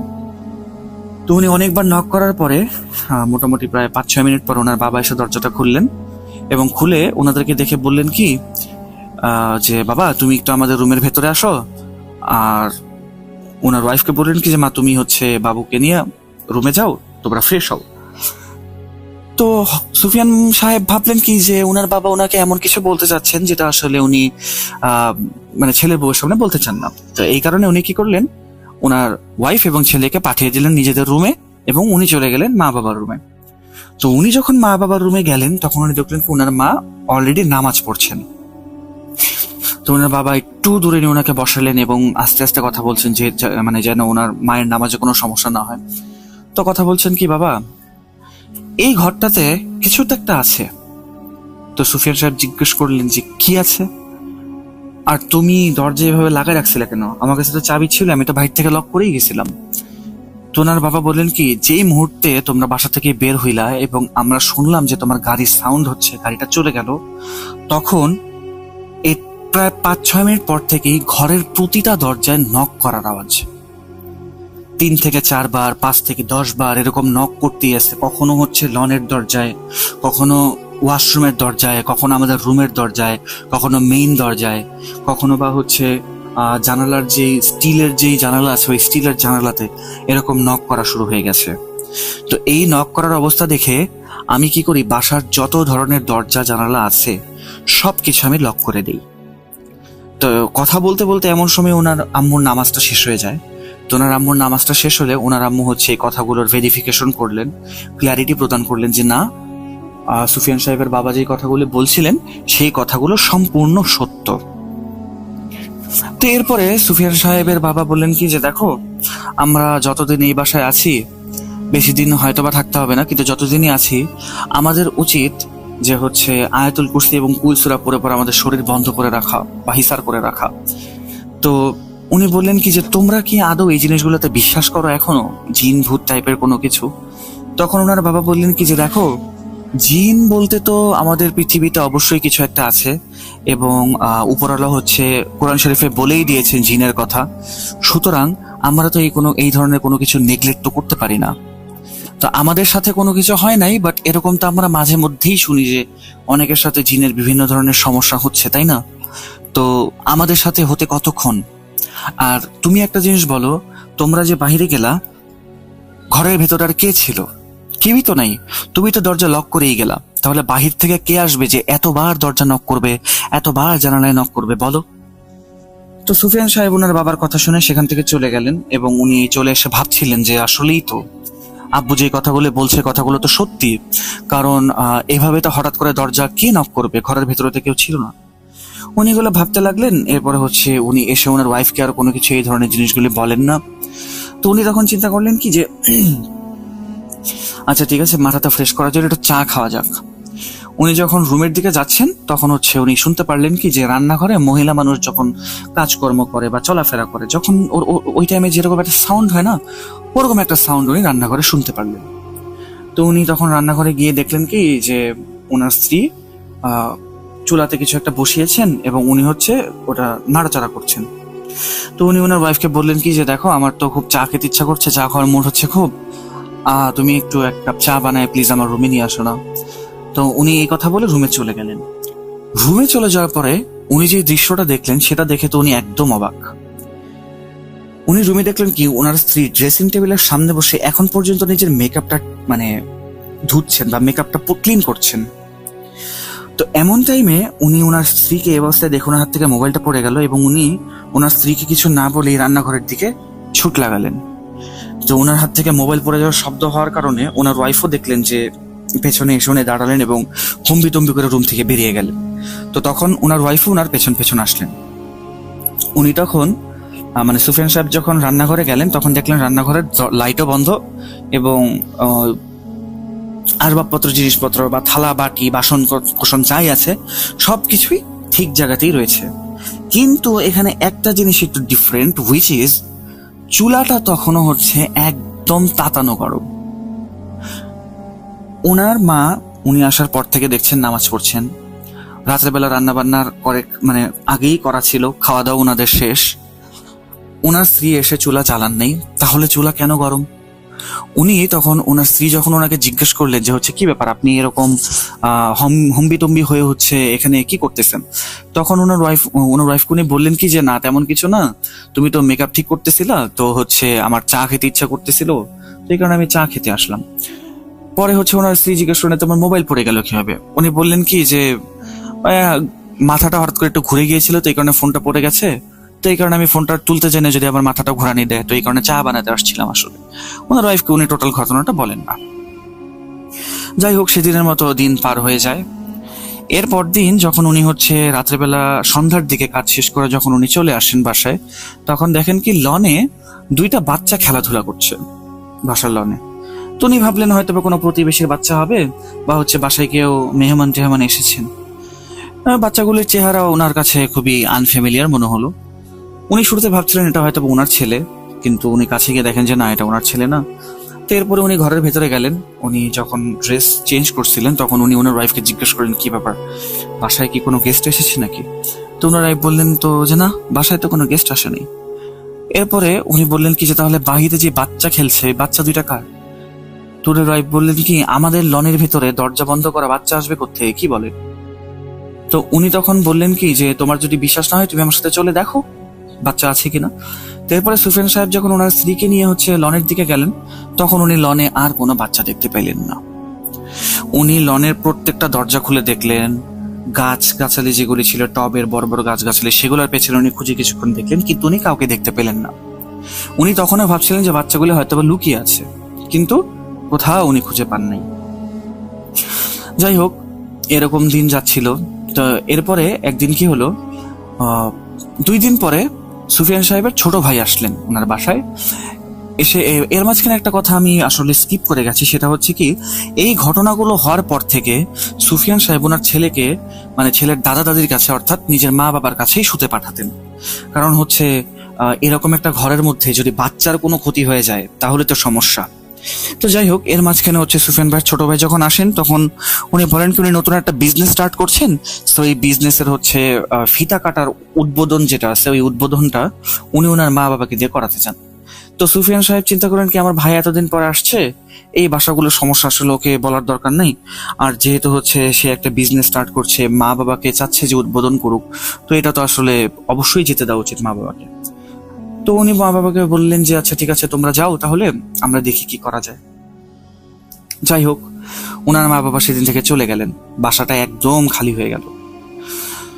তো যে এরপরে একদিন ওনারা রাতের বেলা এখন ওনাদের নিজেদের ছেলেকে নিয়েই ঘুমাতেন।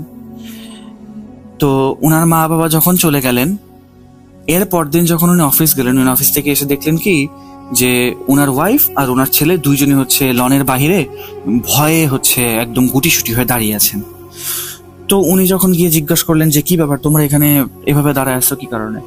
তখন ওনার ওয়াইফ এসে বললেন কি ওনার ওয়াইফ আর ওনার বেবি ছেলে যেটা আছে দুইজন ওনার পেছনে লুকিয়ে গেলেন এসে। তো উনি ওনার ওয়াইফকে জিজ্ঞেস করেন যে কি ব্যাপার, তোমরা এরকম করছো কি কারণে? ওনার ওয়াইফ বলেন কি যে দেখো বাচ্চার খেলনা এগুলো সবগুলো অটোমেটিক অন হয়ে গেছিল, সবগুলো ব্যাটারি চালিত খেলনা অটোমেটিক অন হয়ে গেছে, এগুলো কিন্তু খুব সাউন্ড করতেছিল এবং অদ্ভুত অদ্ভুত সাউন্ড করতেছিল, মনে হচ্ছে ব্যাটারি শেষ হয়ে গেছে। ওনার ওয়াইফ এত অস্থির ভাবে এবং এত দ্রুত কথাগুলি বলছিলেন, বোঝা যাচ্ছিল যে উনি খুবই টেন্সড এবং ওনার প্যানিক অ্যাটাকের মতো একটা অবস্থা চলে আসছিল। উনি তখন ওনার ওয়াইফকে কিছুটা সামলে উত্তর দিচ্ছিলেন এবং একটু রাগও করছিলেন যে বাচ্চার সামনে এগুলো তুমি কেন বলতেছো এভাবে, বাচ্চাটা তো ভয় পাবে। তো উনি এরপরে ওনার ওয়াইফকে বললেন কি যে দেখো আচ্ছা সমস্যা নেই, যতদিন না পর্যন্ত মা বাবা আসে আমি ততদিন পর্যন্ত হসপিটাল থেকে ছুটি নিয়ে নিচ্ছি, আমি থাকবো বাসায়। তো ওনার ওয়াইফ তাতেও রাজি হন না, বলেন কি না আমি এই বাসায় এক মুহূর্ত থাকতে পারবো না। তো এরপরে সুফিয়ান সাহেব কি করলেন, চিন্তা করেন ওদেরকে নিয়ে কিছুটা লং ড্রাইভে যাওয়া যাক, হয়তো বা পরিস্থিতির কিছুটা উন্নতি হতে পারে। তো এরপরে উনি কি করলেন, ওনার ওয়াইফ আর বাচ্চাটাকে নিয়ে লং ড্রাইভে গেলেন। কিছুটা অবস্থার উন্নতি হলেও যখন ঘরের কাছে ওনারা আসলেন তখন দেখলেন কি ওনার ওয়াইফ কোনোভাবেই ঘরের ভিতরে যেতে যাচ্ছেন না। তো উনি আর কোনো উপায়ন্ত না দেখে উনি ম্যানেজমেন্টকে ফোন দিলেন, ফোন দিয়ে বললেন কি যে আমরা এই ঘরে থাকতে পারছি না, because we are not comfortable. উনি এই ঘটনাগুলি বলেননি যে ঘরটাতে প্রবলেম আছে বা জিন ঘটিত কোনো সমস্যা, কারণ অনেকেই অনেক উল্টাপাল্টা চিন্তা করতে পারে যে ডক্টর হয়ে এই ধরনের কথাবার্তা বলে। তো যাই হোক, উনি আর কিছু বলেননি। তো ম্যানেজমেন্টকে বললেন যেহেতু we are uncomfortable, so management বললো কি আচ্ছা ঠিক আছে, উই আর লুক ইনটু ইট, আমরা খুবই দ্রুত 3 দিনের মধ্যে আপনাকে কোনো একটা থাকার ব্যবস্থা করে দিচ্ছি, মিনওয়াইল প্লিজ স্টে পুট। তো যাই হোক, সেদিন রাতের বেলা যখন ওনারা ঘুমাচ্ছিলেন, ওনার ছেলেকে মাঝখানে রেখে ওনারা ঘুমাচ্ছেন এবং মোটামুটি প্রায় 4টার মতো অবস্থা হবে রাতের বেলা। এটা সেই 3 দিনের ঘটনা, যেই 3 দিনের মাঝখানে তাদেরকে ফ্ল্যাটটা চেঞ্জ করে দেওয়ার কথা ছিল। তো মোটামুটি 4টার দিকে কি হলো, ওনার ছেলের চিৎকার ওনাদের ঘুম ভেঙে গেল। তো উনি ঘুম থেকে উঠে দেখলেন ওনার ছেলে নিচে ফ্লোরে শুয়ে আছে। তো এই তো অবাক যে কি ব্যাপার, আমাদের দুইজনের মাঝখান থেকে এই ছেলে গিয়ে ফ্লোরে কিভাবে থাকলো। তো উনি যখন ছেলের কাছে গেলেন তখন দেখলেন কি ছেলের শরীরটা কাঁপছে, he is actually literally he was shivering, এমন একটা অবস্থা ছিল, সে কাঁপছে। এবং যখন উনি ওনার ছেলের মাথায় হাত দিলেন তখন দেখলেন কি ছেলেটার খুবই জ্বর, মারাত্মক জ্বর। তো উনি কি করলেন, উনি যেহেতু একজন ডক্টর, ওনার বাসায় মেডিসিন ইনজেকশন এই ধরনের সবকিছুই থাকে, উনি জ্বরের একটা খুবই বেশি জ্বরের যে ইনজেকশনগুলি দেওয়া হয় ওরকম একটা ইনজেকশনে ছেলেকে পুশ করলেন। ইনজেকশন পুশ করার পরে উনি যখন ছেলেকে ধরে উপরে বিছানায় আনলেন তখন ওনার ছেলের পায়ে হাত দেওয়ার সাথে সাথেই ওনার ছেলে চিৎকার দিয়ে উঠলো। তো উনি কি করলেন, ছেলের পায়ের থেকে পায়জামাটি একটু উপরের দিকে নিয়ে আসতেই দেখলেন কি ছেলের পায়ে বড় বড় আঙ্গুলের লাল লাল ছাপ। ওনার ভাষ্য মতে ওনার ছেলে মার্শাল্লাহ ভালোই ফর্সা, তো পায়ের মধ্যে একবারে লাল লাল হাতের ছাপ, আর হাতগুলি স্বাভাবিক মানুষের থেকে অনেক বড় বড় হাত, নর্মাল হাত মতো না। তো ওনার ছেলেকে উনি হচ্ছে ঘুম পাড়িয়ে দিলেন। সকালবেলা যখন জিজ্ঞাসা করা হলো ওকে ওঠার পরে যে তুমি নিচে কিভাবে গেলা, ও বললো কি বাবা আমার মনে হচ্ছিল কি কেউ আমার দুই পা ধরে এত জোরে টান দিয়েছে আমাকে নিচে ফেলে দিচ্ছে। তো ছেলে এটাও দেখালো যে তার মাথার পেছনে পর্যন্ত ব্যথা। সুফিয়ান সাহেবও দেখতে পারেন যে ছেলের মাথার পেছনে আসলেই ফুলে গেছে। তো উনি চিন্তা করছিলেন কি এই বাসায় তো এভাবে আর থাকা সম্ভব হচ্ছে না। তো ওনারা রাত জাগতে শুরু করলেন, চিন্তা করলেন পরের দিন রাত জাগবো। তো এর মাঝখানে সেদিনই দুপুরবেলা সুফিয়ান সাহেবের ওয়াইফ হচ্ছে নিজেদের রুমে বসে হচ্ছে ওনার বোনের সাথে ফোনে কথা বলছিলেন, ছেলেটাও নিচে বসে বসে খেলছিল এবং সুফিয়ান সাহেব বাইরে টিভির রুমে বসে বসে টিভি দেখছিলেন। তো এমন টাইমে উনি শুনতে পেলেন কি রান্নাঘর থেকে মানে বাসন ফালানোর একটা সাউন্ড, জুড়ে ছিটকে ফেলার একটা সাউন্ড, এবং হজবরল ভাবে না বাসনগুলি একটার পর একটা পড়ছে, একটু পর আরেকটা পড়ছে, মানে মোটামুটি 2-3 সেকেন্ডের গ্যাপে গ্যাপে একটা পড়ছে। এই শব্দ শুনে ওনার ওয়াইফ ঘরের ভিতর থেকে বেরিয়ে এসে সুফিয়ান সাহেবের দিকে তাকালেন এমন একটা প্রশ্নবোধক চিহ্ন নিয়ে যে কি ব্যাপার, কি হইতেছে এগুলা, তুমি কিছু জানো কিনা। তো সুফিয়ান সাহেব ওনার ওয়াইফ এবং ওনার ছেলেকে ইশারা করে ঘরের ভেতরে যেতে বললেন। ওনারা ঘরের ভেতরে চলে গেলেন। সেদিন রাতের বেলা এরপর দিন রাতের বেলা 3 নাম্বার দিন, যেদিন হচ্ছে ওনাদের বাসাটা চেঞ্জ করার আগের রাত একবারে। তো উনি রাতের বেলা ম্যানেজমেন্টকে কল দিয়ে শুনলেন কি যে ম্যানেজমেন্ট এখনো বাসার ব্যবস্থা করতে পারেন নাই এবং ওনাদের নাকি আরো 2টা দিন এখানে থাকতে হবে। তো সুফিয়ান সাহেব তো চিন্তায় পড়ে গেলেন। তো এরপরের দিন রাতের বেলা 3টার দিকে ওনার হচ্ছে ওয়াশরুমে যাওয়ার প্রয়োজন পড়লো। তো উনি যখন ওয়াশরুমে গেলেন তখন ওনার মনে হলো কি যে ওয়াশরুমের ভেন্টিলেটর দিয়ে কেউ হচ্ছে ওয়াশরুমের ভেতরে তাকিয়ে আছে। উনি হাত মুখ ধুয়ে যখন ভেন্টিলেটরটার দিকে তাকালেন, এখানে একটা জিনিস আসলে বলে রাখা উচিত, সেটা হচ্ছে ওয়াশরুমের যে ভেন্টিলেশনটা ওটা বারান্দাকে কানেক্ট করে এবং বারান্দাটা অনেক বড়। তো ভেন্টিলেটর দিয়ে তাকালে বারান্দাটা দেখা যায় আর কি, লকড একটা বারান্দা। তো উনি যখন ভেন্টিলেটর দিয়ে তাকালেন ওনার তো হচ্ছে চোখ ছানা পড়া। প্রায় এত বড় বারান্দায় প্রায় 50-60টার উপরে একদম কালো এবং বড় মানুষ, মানে ছেলে মানুষ, পুরুষ মানুষ হাঁটাচলা করছে পুরো বারান্দা দিয়ে, এবং যে যেদিকেই হাঁটাচলা করতে থাকুক সবার নজর হচ্ছে সেই ভেন্টিলেটরের দিকে। উনি কি করলেন, ভেন্টিলেটরটা ক্লোজ করে দিলেন, ক্লোজ করে চুপ করে রুমে আসলেন এবং উনি ওয়াশরুম থেকে রুমে আসার প্রায় 5-6 মিনিটের মধ্যে আজান দিল। আজান দেওয়ার সাথে সাথে উনি কি করলেন, ওনার ওয়াইফ এবং ছেলেকে ঘুম থেকে উঠালেন এবং বললেন কি তোমরা কোনো কথা বলবো না, একদম চুপ করে আসো, আমি যা বলি তাই করো। তো ওনার ওয়াইফ ওনার ছেলে তখনও ঘুম, ওনার ওয়াইফ ওনার ছেলেকে কোলে নিয়ে গাড়ির ভেতরে এসে ঢুকলেন। গাড়িটা উনি সুফিয়ান সাহেব স্টার্ট করলেন এবং এরপরে হচ্ছে উনি ডিরেক্ট একটা হোটেলে গিয়ে চেক ইন করলেন এবং উনি ম্যানেজমেন্টকে জানিয়ে দিলেন যে আমরা এই ঘরে আর স্টে করতে পারবো না। তখন উনি ম্যানেজমেন্টকে সবগুলো ঘটনা আসলে খুলে বলেন। ম্যানেজমেন্ট বলে যাচ্ছে ঠিক আছে, আপনাদের হোটেলের যে বিলটা আছে সেটার খরচ আমরাই দিব, সমস্যা নেই, আর 2-1 দিনের ভেতরে আমরা হচ্ছে সরকারি কোয়ার্টারের ব্যবস্থা করতেছি, না হলে হচ্ছে আমরা অন্য একটা জায়গার ব্যবস্থা করি। 2-1 দিন পরে ওনাদেরকে অন্য একটা জায়গায় ব্যবস্থা করে দেওয়া হলো। তো এরপর থেকে সুফিয়ান সাহেবের সাথে ওরকম কিছু হয় নাই, কিন্তু উনি এটা এখনো চিন্তা করেন ওই বাসার কাছে দিয়ে যদি এখন ওনার কখনো যেতে হয়, উনি চিন্তা করেন কি যে ওনার মনের ভেতরে একটা ভয়ানক অনুভূতির সৃষ্টি হয়। এছাড়া উনি ভাবেন কি যে এই বাসার ইতিহাসটাই বাকি, জানতে তো পারলাম না, বা জানার হচ্ছে কোনো সাহসও ওনার ভেতরে আসলে নাই। উনি চিন্তা করেন এখন যে এই বাসায় এখন কে আছে, তাদের সাথে কি হচ্ছে। তো খুবই ভয়ানক একটা পরিস্থিতি। উনি আমাকে বলেন কি যে শুনতে হয়তো বা এত ভয় নাও লাগতে পারে, কিন্তু যেই ব্যক্তি এই মানে অবস্থার মধ্যে দিয়ে গেছে সে আসলে একমাত্র বুঝতে পারে যে কেমন লাগতে পারে এরকম একটা বাসায় থাকাকালীন। তো এই ছিল আপনাদের জন্য আমার কালেক্ট করা আজকের ঘটনা। ভালো লাগলে আমি আপনাদের কাছে কৃতজ্ঞ, আর যদি ভালো না লাগে আমাকে ক্ষমা করবেন। আবারও কথা হবে অন্য কোনো সপ্তাহে অন্য কোনো নতুন ঘটনা নিয়ে। ততদিন পর্যন্ত সকলে ভালো থাকুন, সুস্থ থাকুন। আল্লাহ হাফেজ।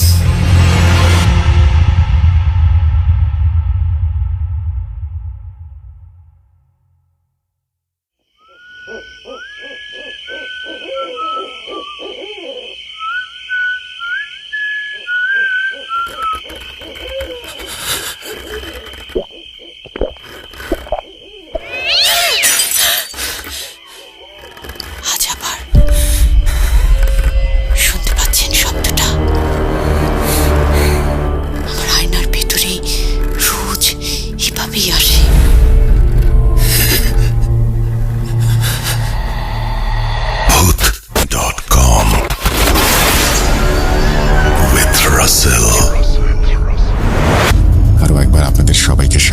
আছি আমি রাসেল। আশা করছি আপনারা সবাই ভালো আছেন এবং ভালোর তলে আছেন। আমরা আমাদের দ্বিতীয় অডিও ক্লিপে যাচ্ছি এবং যে অডিও ক্লিপটি আপনারা এই মুহূর্তে শুনবেন সেই অডিও ক্লিপের ভেতরে যিনি কথা বলছেন তাকে হয়তো আপনারা সবাই চেনেন। চলুন গেস করতে করতেই আমরা চলে যাই আমাদের দ্বিতীয় অডিও ক্লিপের ঘটনায়। আসসালামু আলাইকুম রাসেল ভাই ও প্রিয় লিসেনার্স, আশা করি আপনারা সবাই ভালো আছেন। আমি মোহাম্মদ সিফাত আলম, ভুট.কমের একজন মডারেটর।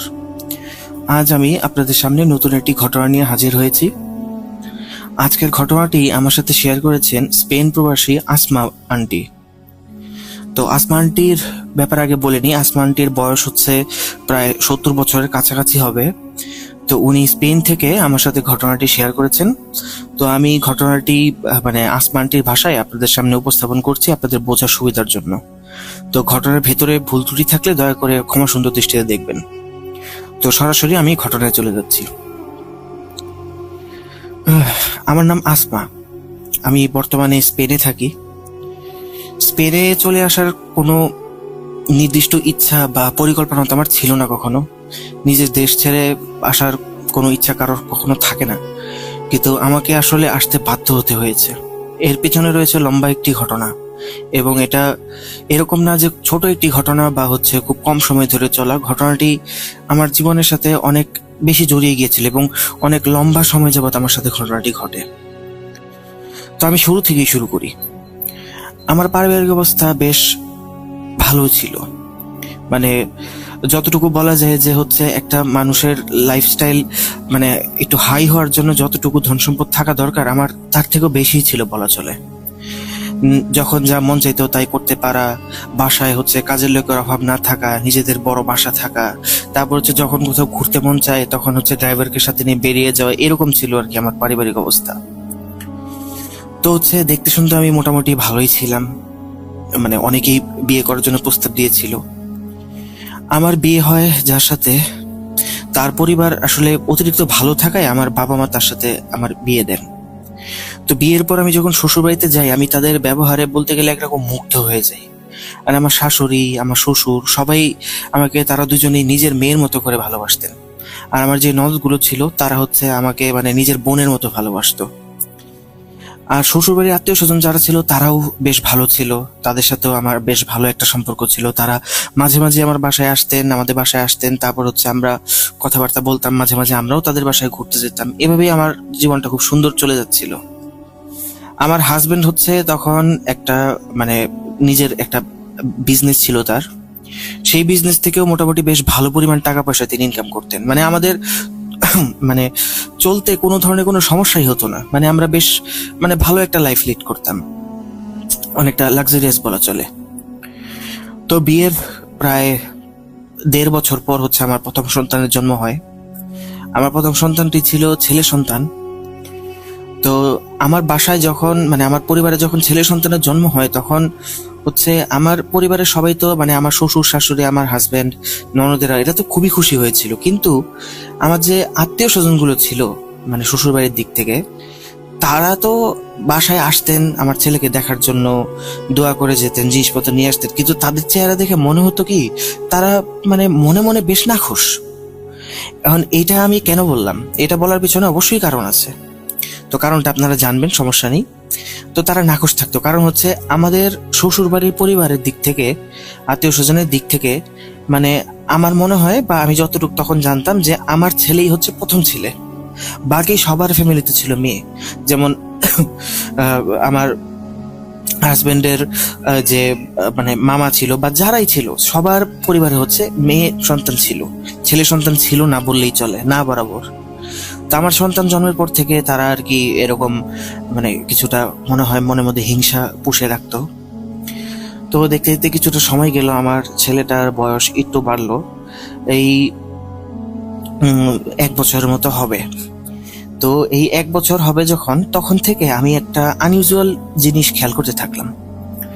প্রথম যেদিন শুরু হয়েছিল সেই ঘটনাটা আমি বলি। একদিন সকালবেলা আমি আমার বাসায় একটা কলিং বেল শুনতে পাই। তো কলিং বেল শুনতে পেয়ে আমি বাইরে দেখতে যাই যে কে আসছে। তো দরজাটা যখন আমি খুলি তখন আমি দেখি যে আমার বাসায় কলিং বেলের সামনে দরজার সামনে একটা কুকুর দাঁড়ানো। কুকুরটার হচ্ছে মানে মুখ এবং চোখ সেলাই করা, আর তার শরীরের মধ্যে হচ্ছে প্রচুর জখম। এত জখম আর সেলাই করা অবস্থা দেখে আমি তো মানে ভয় পেয়ে যাই যে কি হচ্ছে এসব। তার শরীরের বিভিন্ন জায়গায় প্রচুর কাটা দাগ ছিল, আর হচ্ছে তার শরীরের বিভিন্ন জায়গায় হচ্ছে চামড়া উঠানো ছিল, মাথায় অনেক জখম ছিল, কান কাটা ছিল, লেজ কাটা ছিল, তারপরে পা মানে থেতলে যাওয়া অবস্থায় ছিল। আর সবচেয়ে অবাক করার ব্যাপার হচ্ছে তার চোখ এবং মুখ হচ্ছে সেলাই করা। তা আমি তো এটা দেখে প্রচন্ড ভয় পাই। তো তার কিছুক্ষণের মধ্যেই হচ্ছে যখন আমি এই দৃশ্য দেখলাম, আমি সাথে সাথে দরজা আটকে দিই ভয়ে। তো তার কিছুক্ষণের মধ্যে আবার কলিং বেলে আওয়াজ আসে। আমি দরজা খুলে দেখি যে আমার কাজের মানে যে মহিলাটা ছিল উনি আসছেন। উনি এসে আমাকে বলেন যে আপা, এই কুকুর এখানে কই থেকে আসলো, আর এটার এত খারাপ অবস্থা কেন? তখন আমি তাকে বললাম, আমি জানি না, এটাকে আমার খুব ভয় লাগতেছে, তুমি যে কোনো ভাবে এটাকে মানে বাসার বাইরে ছেড়ে দিয়ে আসো। তো সেও তো ভয়ই পাচ্ছে। তো হচ্ছে এক লোক ছিল যে হচ্ছে আমাদের এখান থেকে মানে ময়লা কালেক্ট করতো, ট্র্যাশ কালেক্ট করতো আর কি। তো উনি আসেন, ওনাকে দিয়ে ওটাকে হচ্ছে বাইরে পাঠিয়ে দিই। তো তারপরের দিনই আবার হচ্ছে মানে তারপরের দিন না, ওই দিনই হচ্ছে রাতের বেলা আমি আমার বাসার সামনে ওই কুকুরটাকে মৃত অবস্থায় পড়ে থাকতে দেখি। তো বেশ ভয় পাই আমি। আমার মাথায় সারাদিন এই জিনিসগুলো ঘুরতে থাকে, কোনো কাজে আমি কনসেন্ট্রেট করতে পারছিলাম না, মনোযোগ দিতে পারছিলাম না। এরপর এই জিনিসটা মানে আস্তে আস্তে আরো বাড়তে থাকে। কোনোদিন দেখা যায় মৃত কাক পড়ে আছে, কোনোদিন মৃত ছাগল দেখা যায়, কোনোদিন বিড়াল দেখা যায়, কোনোদিন কুকুর দেখা যায়। এরকম প্রত্যেক দিনে একটা না একটা কিছু দেখা যেত। এবং সবচেয়ে আশ্চর্য ব্যাপার হচ্ছে তাদের প্রত্যেকের হচ্ছে চোখ এবং মুখ সেলাই করা থাকতো। আর পাখি যেগুলো ছিল যেমন কাক, এগুলোর হচ্ছে মানে ঠোঁটগুলো ছিদ্র করে সেলাই করা, আর চোখগুলো তো নর্মালি সেলাই করা, ঠোঁটগুলো ছিদ্র করে সেলাই করা। মানে এইগুলো আমাদের জন্য এত কমন হয়ে গেছিল যে এখন আর আস্তে আস্তে দেখতে দেখতে দেখতে তেমন একটা ভয় লাগছিল না। কিন্তু এই 1-1.5 মাস এগুলো চলতে চলতে হলো কি, আমার হাজবেন্ডের ব্যবসায় প্রচন্ড পরিমাণ লস হতে শুরু করলো। মানে দেখা গেল যে যেখানে সে মাসিক একটা ভালো অ্যামাউন্ট ইনকাম করতো, এরপরের মাসে গিয়ে দেখা যাচ্ছে তার ইনকাম হচ্ছে মানে 4 ভাগের 1 ভাগও নেই। এরকম মানে এরকম লস চলতে থাকে। ধীরে ধীরে ধীরে ধীরে সময় অতিবাহিত হতে থাকে। দেখতে দেখতে 3-4টা বছর পার হয়ে যায়, আর আমাদের অবস্থা এরকম হতেই থাকে, খারাপ হতেই থাকে। তো একটা সময় হয় কি, আমার হাজবেন্ডের বিজনেস অনেক বড় ধরনের একটা লস হয়। মানে লস তো আগেও হচ্ছিল, কিন্তু এত বড় লস হয় যেটা কল্পনা করার বাইরে। মানে তার পুরো বিজনেসটাই ডুবে যায় একদম, মানে একদিনের ব্যবধানে একেবারে নাই হয়ে যায়। তো এই অবস্থায় সে আসলে তার এটা খুব মনে আঘাত পান উনি এই ব্যাপারটায়, এবং মনের এই আঘাতটা নিয়ে উনি দুনিয়া ছেড়ে চলে যান। আমার হাজবেন্ড মারা যান। উনি মারা যাওয়ার পর হচ্ছে আমার শ্বশুর শাশুড়ি যারা ছিলেন তারাও আবার হচ্ছে অনেক মানে আঘাত পান জোয়ান ছেলে হারানোর যন্ত্রণার কারণে। তো এই পরের বছর এবার তারাও মারা যান। পরের বছর হতে না হতেই 2জনই মারা যান। আর আমার ননদ 2টা ছিল, ওদেরও ভালো জায়গায় বিয়ে হয়ে গেছিল। তাই হচ্ছে তারা মানে আমি থাকতাম তখন হচ্ছে আমার শ্বশুর বাড়িতেই, যেহেতু ননদদের ভালো জায়গায় বিয়ে হয়েছিল এবং তারা আসলে অনেক ভালো ছিল, আমাকে নিজের বোনের মতোই দেখতো। তো তারা মানে সম্পত্তির কোনো ভাগ চায়নি, ওই বাড়িটা আমার নামে সবাই দিয়ে দিয়েছিল। ওই সম্পত্তি তো তাদের অধিকার অবশ্যই ছিল, কারণ ওটা তাদের বাবার সম্পত্তি। কিন্তু তারা আমাকে লিখে দেয় জিনিসটা আমার থাকার জন্য, কারণ আমার তো আর ইনকাম করার মতো কেউ ছিল না। আমি চলতাম হচ্ছে আমার মানে বাসা থেকে টাকা আসতো, মানে আমার মা বাবা আমাকে হেল্প করতেন, সেই টাকা দিয়ে আমি চলতাম। তো আমার হাজবেন্ড যখন মারা যায় তখন আমার 2য় সন্তানের জন্ম হয়। তার কয়েক মাস আগেই 2য় সন্তানের জন্ম হয় আমার।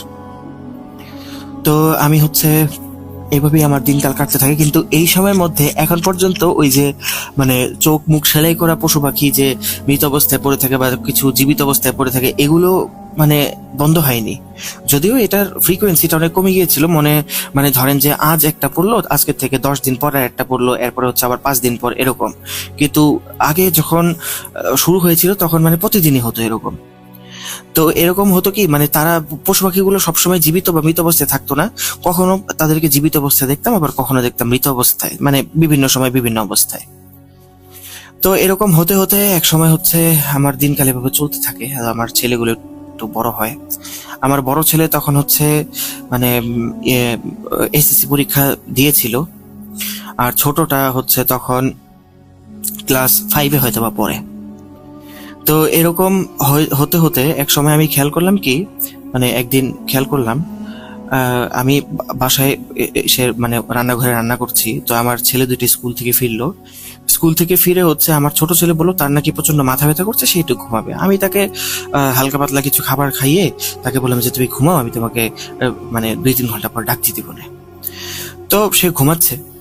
ঘুমানোর পর আমি হচ্ছে নামাজ পড়ার জন্য আমি আমার ছেলেদের রুমে গেলাম। দেখলাম যে বড় ছেলে রুমে নেই, সে হচ্ছে বাইরে খেলতে গেছে, আর হচ্ছে ছোট ছেলে ঘুমাচ্ছে। তো আমি তাদের রুমে নামাজ পড়তে যাওয়ার সময় মানে যখনই রুমের ভেতর ঢুকবো আমার কাছে মনে হলো কি, মানে আমি রুমের ভেতর জায়নামাজটা রেখে অজু করতে বের হই। ওদের রুমে অ্যাটাচ বাথরুম ছিল না, বাইরে ছিল ওদের বাথরুম, তো অজু করতে বের হই। অজু করে যখন আমি রুমের মধ্যে ঢুকছি তখন আমার মনে হলো যে আমার ছেলের রুম থেকে মানে কুকুরের গড়গড় শব্দ আসছে, মানে কুকুর যেরকম গড়গড় করে শব্দ করে সেরকম একটা শব্দ আসছে। তো আমি বেশ ঘাবড়ে যাই শব্দটা শুনে। আমি দ্রুত ভেতরে যাই দেখার জন্য যে কি হয়েছে। আমি ভেতরে গিয়ে দেখতে পাই যে আমার ছেলে কুকুরের মতো এরকম গড়গড় শব্দ করছে। তো আমি তার কাছে গিয়ে তাকে জিজ্ঞেস করতে থাকি, ডেকে তুলি যে কি হয়েছে কি হয়েছে, তুমি এরকম করছো কেন? সে উঠে বসে, কিন্তু অবাক করার ব্যাপার হলো তার চোখ এবং মুখ সে খুলতে পারছে না। মানে এই দৃশ্যটা দেখে আমি সব থেকে মানে বেশি কষ্ট পাই যে আমার ছেলে চোখ মুখ খুলতে পারছে না। আমি তখন তাকে হচ্ছে একটা পেন আর পেপার দিই, বলি যে বাবা তুমি কি হচ্ছে তোমার, তুমি একটু এখানে বলতে মানে চোখ খুলে দেখতে না পারো, মুখে বলতে না পারো, তুমি একটু লিখে দেখাও এখানে। তো তখন সে আমাকে মানে না দেখা অবস্থাতেই খুব কষ্ট করে যতটুকু লিখে দেয়, আর আমি বুঝতে পারি যতটুকু, তাতে হচ্ছে সে লিখেছে যে আম্মু আমি চোখ এবং মুখ খুলতে পারছি না, মনে হচ্ছে আমার চোখ এবং মুখ সেলাই করা। এটা শুনে তো মানে আমার উপর আকাশ ভেঙে পড়ে। আমি তার উপরে আয়াতুল কুরসি, দোয়া এগুলো পড়ে তাকে ফু দেই। তার কিছুক্ষণের মধ্যে সে আবার ঘুমিয়ে পড়ে। তো আমি তাকে ঘুমাতে দেখে মানে আমি কাঁদতে শুরু করে দিই এক প্রকার। আমি তাকে ঘুমাতে দেখে চিন্তা করি আবার কি হলো। তাকে আমি খুব দ্রুত ডেকে তুলি। ডেকে তোলার পর সে খুব নর্মাল ভাবে উঠে বসে, চোখ খুলছে, মুখ খুলছে। আমাকে সে জিজ্ঞেস করলো আম্মু তুমি আমাকে এত তাড়াতাড়ি ডেকে দিলা যে? আমি বললাম আমার মাথা ব্যথা করতেছে, আমি একটু ঘুমাই। তখন আমি বললাম আচ্ছা বাবা তোমার সাথে একটু কি হলো বলো তো, কি হয়েছিল তোমার? সে আমাকে বললো কিছুই তো না। আমি তো এই যে ঘুমালাম তখন, এই যে মাত্র উঠলাম, আমার সাথে তো কিছুই হয়নি। মানে তার কথা শুনে আমি মানে অবাকে শেষ পর্যায়ে পৌঁছে গেলাম যে এটা কি বললো। আমি না হয় ও চোখে ভুল দেখতে পারি, কিন্তু তার হাতের লেখা, সে যে লিখে দিল সে চোখ এবং মুখ খুলতে পারতেছে না, তার চোখ মুখ মনে হচ্ছে সেলাই করে, এটা এটা এটা তাহলে কে বললো? এটা তো সেই লিখলো। তো সেই দিনটা সেভাবে মতো চলে যায়। আমি প্রচন্ড ভয় পাই। আমি এছাড়াও বাবা মার সাথে আরো এই বিষয়গুলো শেয়ার করেছিলাম যে আমার বাসার নিচে হচ্ছে বাসার মেইন ডোরের সামনে হচ্ছে এরকম মৃত পশু পাখি পড়ে থাকে বা জীবিত পশু পাখির চোখ মুখ সেলাই করা অবস্থায় পড়ে থাকে। তো আম্মু তখন আমাকে বলেন যে আম্মু তখন আমাকে সাজেশন দিচ্ছেন যে তুমি আমাদের বাসায় চলে আসো, এখানে চলে আসো। কিন্তু তখন তো আমি যাইনি, কিন্তু এখন আমার ছেলের সমস্যা হচ্ছে, তাই আমি সেদিনই ব্যাগপত্র গুছিয়ে মানে যত জিনিসপত্র আছে সব গুছিয়ে আমি আমার বাবার বাড়ি চলে যাই আমার ছেলেদেরকে নিয়ে। তো হঠাৎ করে যখন আমি বাবার বাড়িতে যাই তখন হচ্ছে আমার মা আমাকে দেখে বেশ অবাক হন যে কি ব্যাপার, তুমি কাউকে কিছু না বলে এইভাবে চলে আসলে যে? আমি তো আম্মুকে তখনও কিছু বলিনি যে আমার সমস্যা কি। আমি তো তাকে শুধু বললাম যে এমনি ওখানে একা থাকতে ভালো লাগতেছিল না, তাই হচ্ছে তোমার এখানে চলে আসলাম, কিছুদিন থেকে যাই। কিন্তু আমার যাওয়ার নিয়ত নেই, এটা আমি তখন আম্মুকে বলিনি। তো কিছুদিন এভাবে থাকতে থাকতে ওই বাসায় যাওয়ার পর আবার আশ্চর্য আরেকটা ঘটনা শুরু হয়। সেটা হচ্ছে আমার বড় ছেলের সাথে। আমার বড় ছেলের মধ্যে কিছু অস্বাভাবিক জিনিস আমি লক্ষ্য করতে থাকি। আমি দেখি যে তার কোনো কিছুতে মনোযোগ নেই। মানে আমার বড় ছেলেটা না খেলতে খুব পছন্দ করতো, প্রত্যেকদিন বাইরে গিয়ে তার খেলতেই হবে এরকম অবস্থা ছিল। কিন্তু সে একদম চুপচাপ হয়ে যায়। আর হচ্ছে সে মানে দেখা যায় যে কোনো একটা জিনিসের দিকে খুব মনোযোগ দিয়ে তাকিয়েছে ঘন্টার পর ঘন্টা। মানে তাকে নাড়ানোর চেষ্টা করলেও সে নড়ে না, তার সাথে কথা বললে সে কোনো আনসার দেয় না, খেতে ডাকলে খাইতে আসে না, শুধু একটা জিনিসের দিকে অপলক তাকিয়ে থাকে। ওই জিনিসটার সামনে গিয়ে যখন দাঁড়ায় তারপরেও মনে হচ্ছে সে আমার ভেতর দিয়ে ওই জিনিসটা দেখতে পাচ্ছে, এরকম সে তাকিয়েই থাকে অপলক। আর হচ্ছে সে মানে একদম ঘুমাতো না, সারা রাত জেগে জেগে কি জানি দেখতো। আর কখনো কখনো যখন ঘুমাতো তখন যেহেতু 3-4 দিন টানা ঘুমাচ্ছে, ঘুম থেকেই উঠতো না।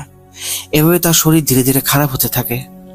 আমি তখন হচ্ছে মানে যখন দেখতাম যে সে এরকম করছে আর ঘুম মাঝে মাঝে খারাপ শব্দ থেকে ঘুম থেকে জেগে উঠতো, এরকম করতো সে। তো এক সময় এরকম হতো, শুরু হলো কি আমি হচ্ছে স্বপ্নে দেখা শুরু করলাম যে আমার বড় ছেলে এবং ছোট ছেলে দুইজনেরই হচ্ছে চোখ মুখ সেলাই করা, তারা চোখ মুখ কিছু খুলতে পারছে না, তারা শুধু কষ্টই পাচ্ছে। এইসব দেখে হচ্ছে আমি কান্না করে ঘুম থেকে উঠতাম। তখন আম্মু আমাকে জিজ্ঞেস করতে থাকতেন যে কি হলো তুমি এরকম করতেছো কেন?